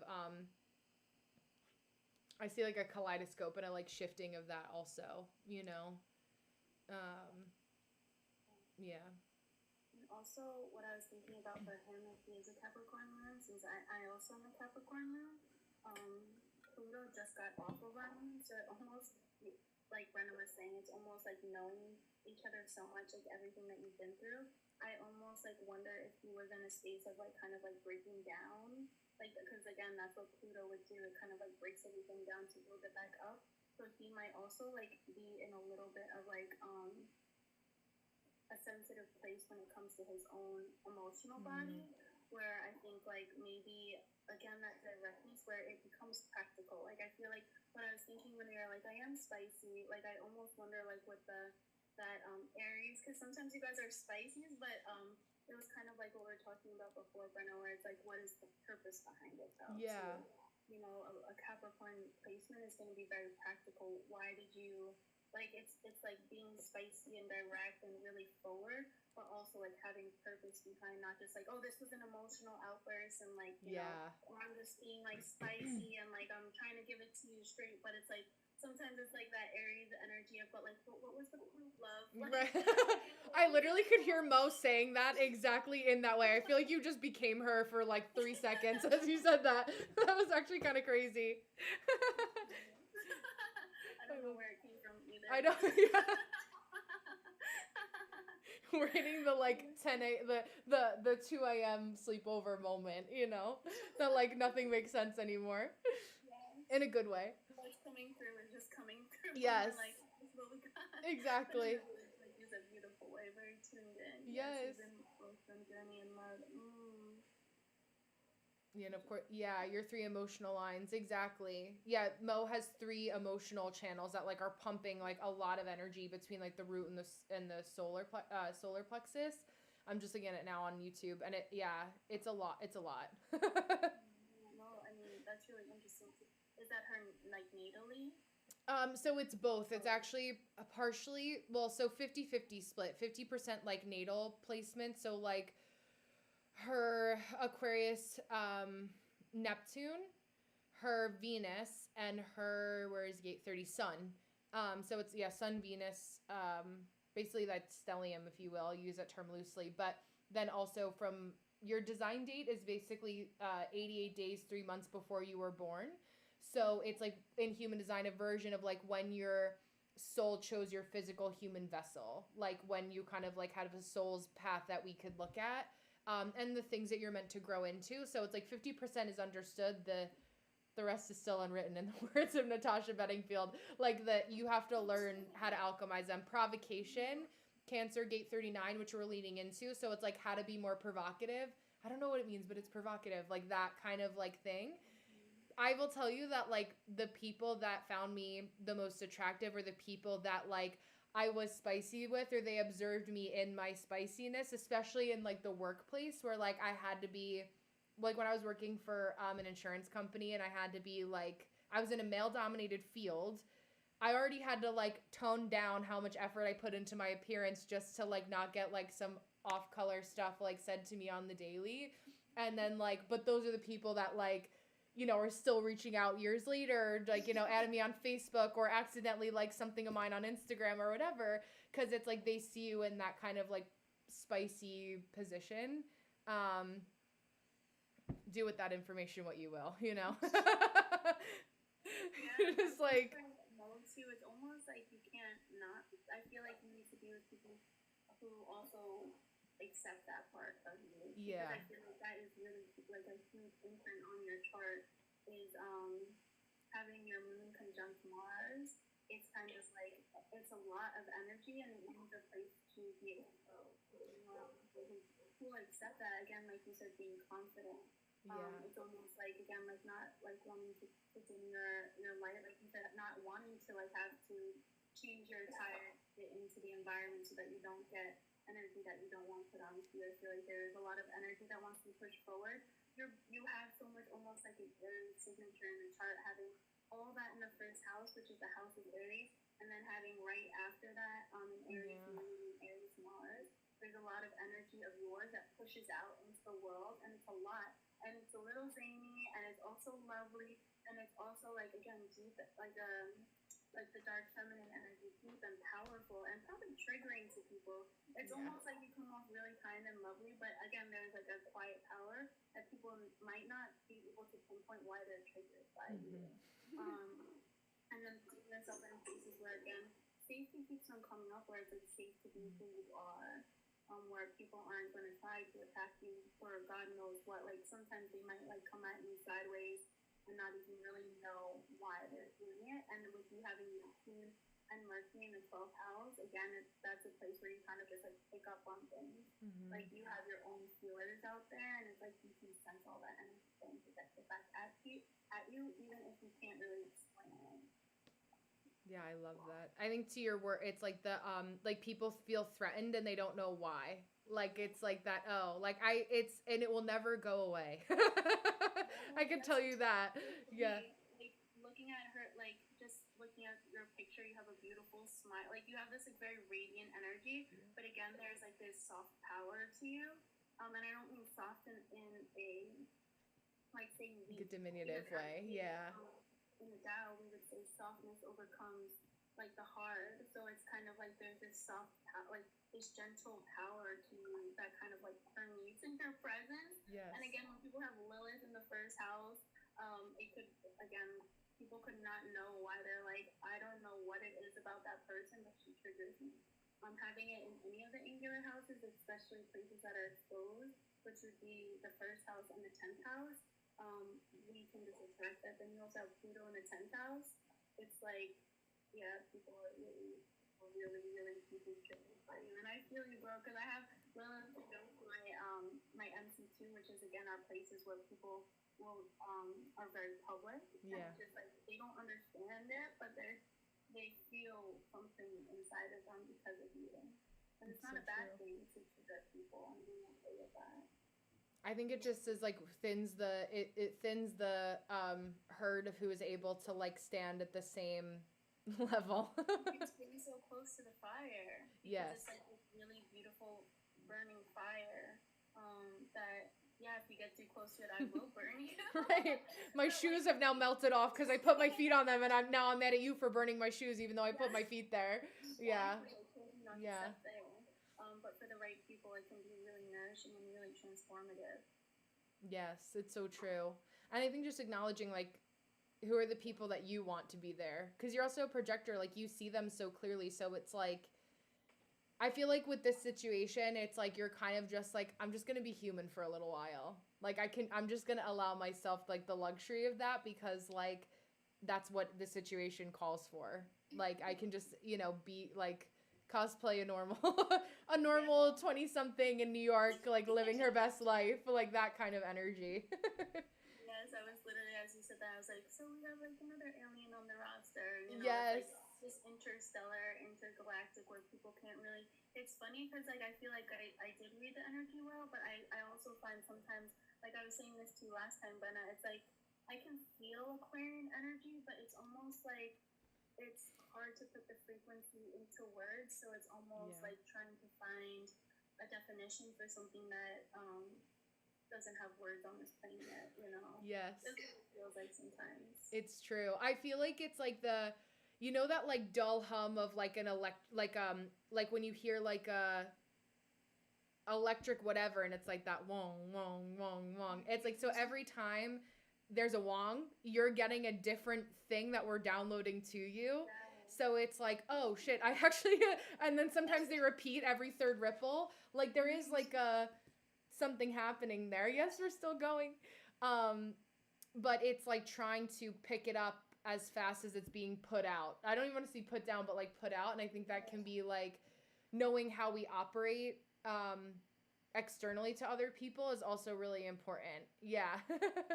Yeah. Because it's again, it's like this energy. Like I feel like we've been talking a lot about like almost like an antenna. Yes. Having Uranus in the first house, it's like you are like a transmitter. I feel Yeah. like, and we talk about this with you too, being an Aquarius rising, that Uranian energy, where it really is hard to catch. It's like trying to catch lightning. Yes. Like, and it's interesting because Aquarius energy does move, even though it's fixed air. It's air, so it's like real. It's just always moving. It's always in flux, like you said. It's almost like the waves come through, and then in one instant, like the frequency can shift so intensely. And again, there's like an embodiment that happens too, because she does have a lot of her first house is Pisces, so it's a very similar energy to being able to truly embody a frequency. Yes. But it kind of shifting from moment to moment, so we're just out here like, and then You're having an Aries moon, it's just like shifting like a spark, and I'm just like, well, right now it feels like this. Right now it feels like this. Yes. You know? Yes. I know, I totally agree with you. I mean, it's like you were able to put into words what like a lot of people haven't been able to. And I also think because there's a lot of like, A, because you're amazing at what you do, but like B, you're also like that Sag really runs true through your chart, where it's like you understand the capacity of like freedom that needs to be held for Aquarians as well. So like I think that that's only something that like that's, I connect with like so many Sag risings too and Sag suns for that reason, because it's like we allow ourselves like the freedom and flexibility to like exist in different ways, you know, or like you just get it without having to If you need the same thing. Yeah. I love Aquarius placements. Like I feel like I understand. I think we spoke about this, and it was something that was said in the video. It's kind of like the theme for freedom. And like freedom almost as like a love language. Yes. Like so for both of us, our love language. First, let me be free. Yeah. And then I'll be me, and then if I can still be me, then we can talk about love. Exactly. Because if I can't be me, then love is off the table. I'm Yes. sorry, babe. Even if we connect and everything, it's like I could not be like tied up. I cannot be tied up and down. There was, it's funny. What was that? Sorry. We're not meant to be tied up or tied down. No, it's like it needs to. Yeah, not at all. Disgusted. Yeah, literally. That's why you see my mouth. It gives me away. I'm like no, like never. There was a woman that I saw a couple people stitching, and she was saying how her husband or fiance, I don't know if I'm assuming she's married because of like how she talks, but like it's like that push towards like trad wifeism, you know, and there's things about like heteronormative relationships that like if you're in one, like, you know, it works for a reason, right? But like she was like, yeah, like I don't even tie my shoes, and how like strong women are meant to be basically like the same energy of like children are meant to be seen, not heard, but like towards like being a wife in a relationship. And I'm like, that is like an Aquarian's like, yeah, exactly. Your placements too, like a fire, you're Sag and Leo, like that's like our worst nightmare. I'm like, tie my shoes, like I'm not an invalid, like I bought these shoes for a reason, so I yeah, exactly. Exactly. My feet are sacred. I'm a Pisces. Like, relax. Yeah. Exactly. Like, yeah, not for me. I know. I'm like, there's a part of that. Yeah, absolutely not. I'd fight you. Exactly. Hi, Sarah.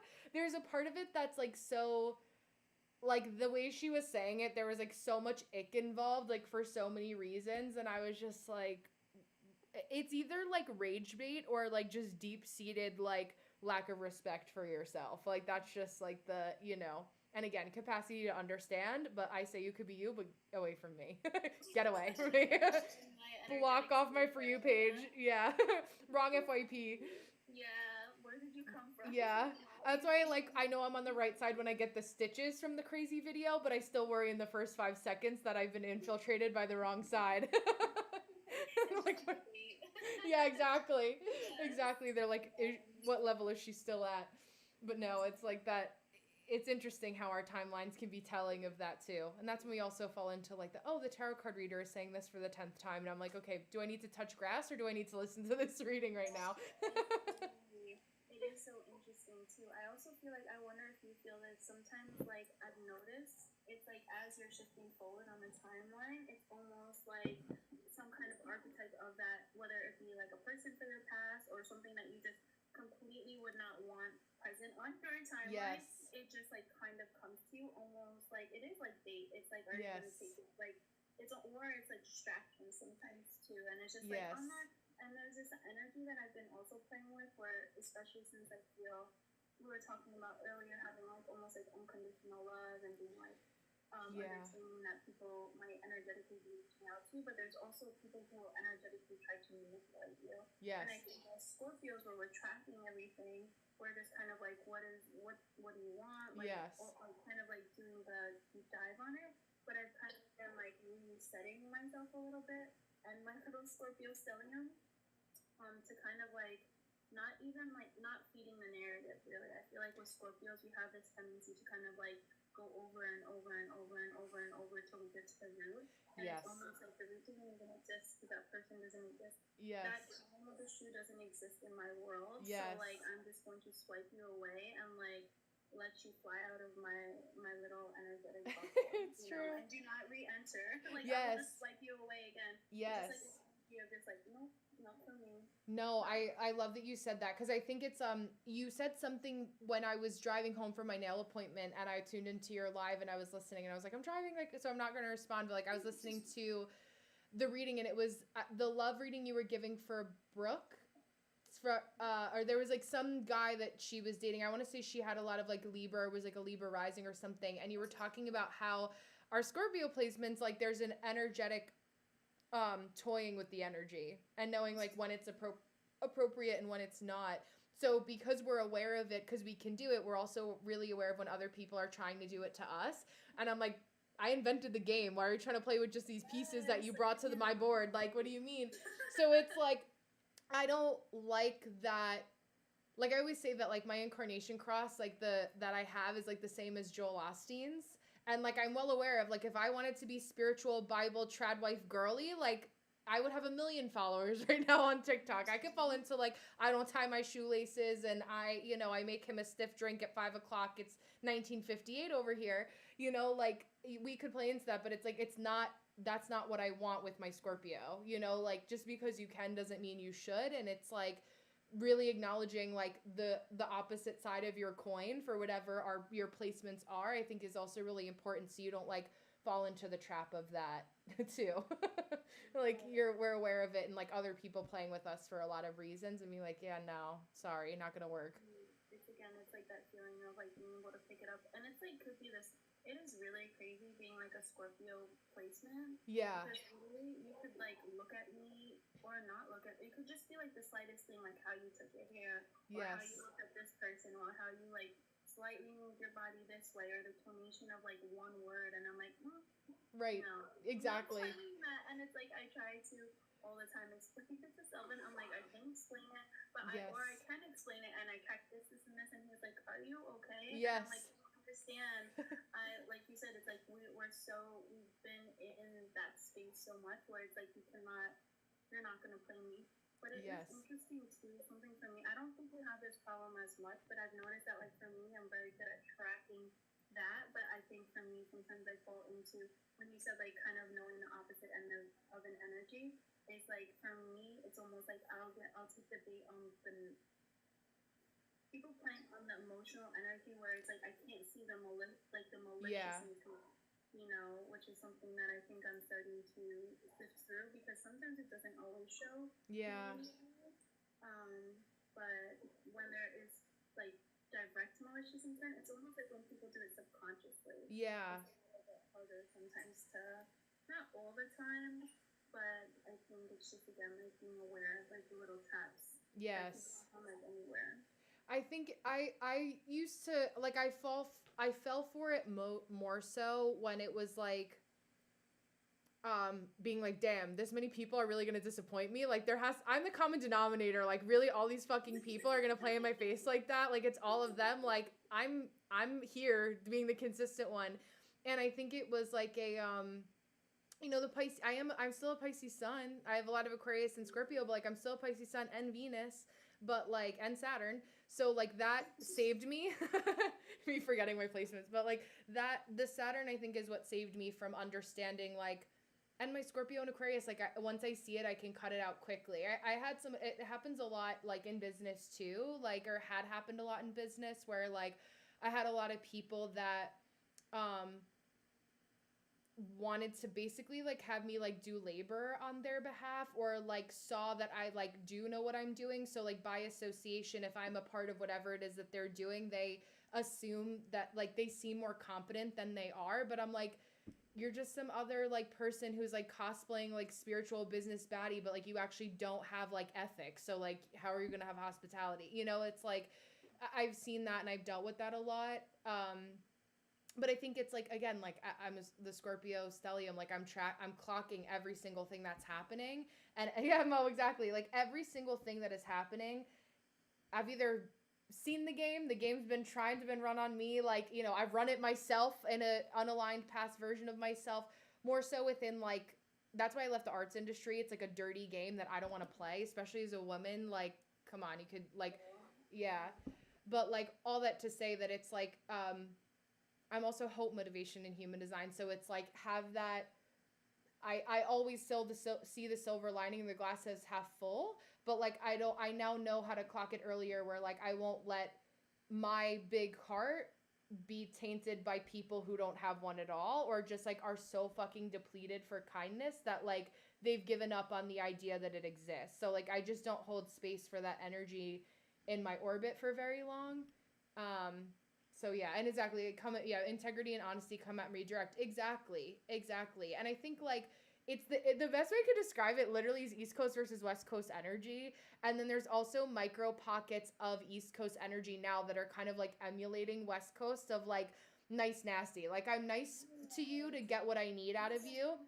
But I'm like, I know. I think it's honestly because there's a lot of bi-coastal stuff happening right now. Like there's a lot of like, and we're just so connected, like, there's like someone wants to pretend that their Whole Foods is Erewhon. You know what I mean? Like there's just like that kind of like. We do that. We just go to the bodega. Yeah, exactly. Like my iced coffee from there and my like bagel with cream cheese never did me wrong. I want my pork roll, egg and cheese. Like it's fine.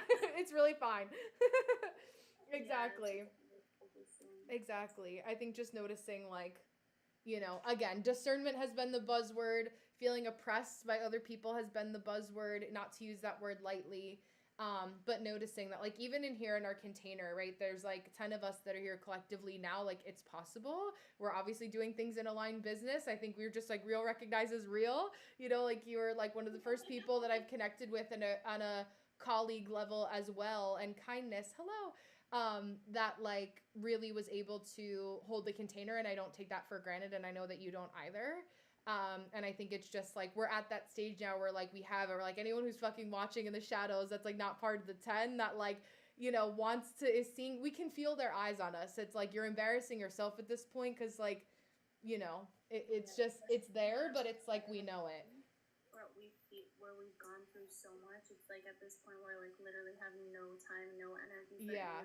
So like you said, clocking it so early and just like again like squishing their energy away. It's just like we're not entertaining, especially when Yes. people really can't, like, you're not even bringing anything to the table. Exactly. What do you expect to happen in this Exactly. altercation? Like, be It's so like, for real right now with yourself that, like, oh my that's god. why I wanted to make I'll just act it out right now. High frequency. I'm on TikTok live streaming to YouTube, so that's why I'm looking over here. I'm not ignoring you, but hello. We're closing, but the last one of the last things I'll say um is it's like pivoting, and like there's that new trend right now where like somebody's talking like this to the camera, and I was going to be like, the reason that you become a psychic on TikTok Live is because you don't want to take the time to actually learn a spiritual skill and get good at it. So you want to waste people's time and energy and money grifting on the internet under the guise of spirituality and be like, oh my God, who said that? Like, I have no idea where that came from. And people, even with like AI right now, and human design, AI and astrology, like anything you see that's a PDF that's sponsored online for AI and plus any vein of spirituality is someone who I guarantee you does not know what the fuck they're talking about. And even if they do, they learned it enough, but they got lazy and they're supposed to be pivoting and doing something else. Like, you know, it's so painful. Yeah, Mo, exactly. You should. There's a lot of laziness. Oh yeah. Yes. Well, other Mo, I don't know if she's still in here, but I was Yes. wondering, does she do like social media? Something that I was thinking is that she would also be very good at like being on in social media. Yes, she is on social media. I think it's we were talking about the sustainability piece of it, and like maybe it's the spicy piece, Mo, is the vocabulary word, but like just kind of like we were talking about in I think it was our projector training and or your complimentary reading that you were like like not being staying in the board of what you're doing. Was there another? There was Mo, our travel fairy Mo, the cosmic fairy love, also. But oh yeah, there's mystical Mo and Mo. Yes, she has two devices. She's got two phones. Oh. I was like really confused by that because initially, and then I was like, did she just change her name for the live? And then I'm like, did she also change her profile? Who is this? And then I was like, okay. Yes. High That's frequency. Like just like you being like very like I'm over here. Yes. Over here. Being able to exist in multiple places. Literally. It's definitely an Aquarian rising. It's true. Well, I'm going to call it for the evening. I think so we can give ourselves back the time. I know you'll still be up like I will very early, like late into the night, but to give ourselves that time to just decompress from all the energy. I love, can you just say what you usually share after everyone's readings about giving everyone's energy back to them? I don't know, like. You're like, what do I say, actually? Oh my god. Oh no, I was thinking about what I say on my podcast, and like I don't think that she's ever heard. You're like, how do you know this? Keep Yeah, exactly. No, I'm just like, thank you guys so much for hanging out with us. Yes. And now I feel so scripted. I'm like, thank you guys so much for hanging out with us and sending everybody's energy back to them with so much light and so much love. Thank you guys for sharing your energy in this little sacred space that we created tonight. I'm so happy that we were able to like maintain. I felt like we like maintained like this little pocket portal for like, I don't know, it just feels like we just went into like the vortex of time and we're like, oh, it's 11 o'clock. We should go take care of what we Yeah, like, oh, we also have lives outside of this, what we just created. Yeah. I'm alive. And I'm like, I know, I feel you, honey. Yes. Yeah, thank you guys so much. It was a beautiful night. Thank you so much. Likewise. Thank you for being willing to do this. I so appreciate your energy and your time, and we'll connect. I'll text you in a second just for more logistical stuff. Just before we sign off. So thank you guys again so much for being here, for pouring into us as we pour into you. We're sending your energy back to you. That was the phraseology. We're clipping it here, and we'll be back. I'll be back tomorrow at 7:30 Eastern Standard Time in the same format. So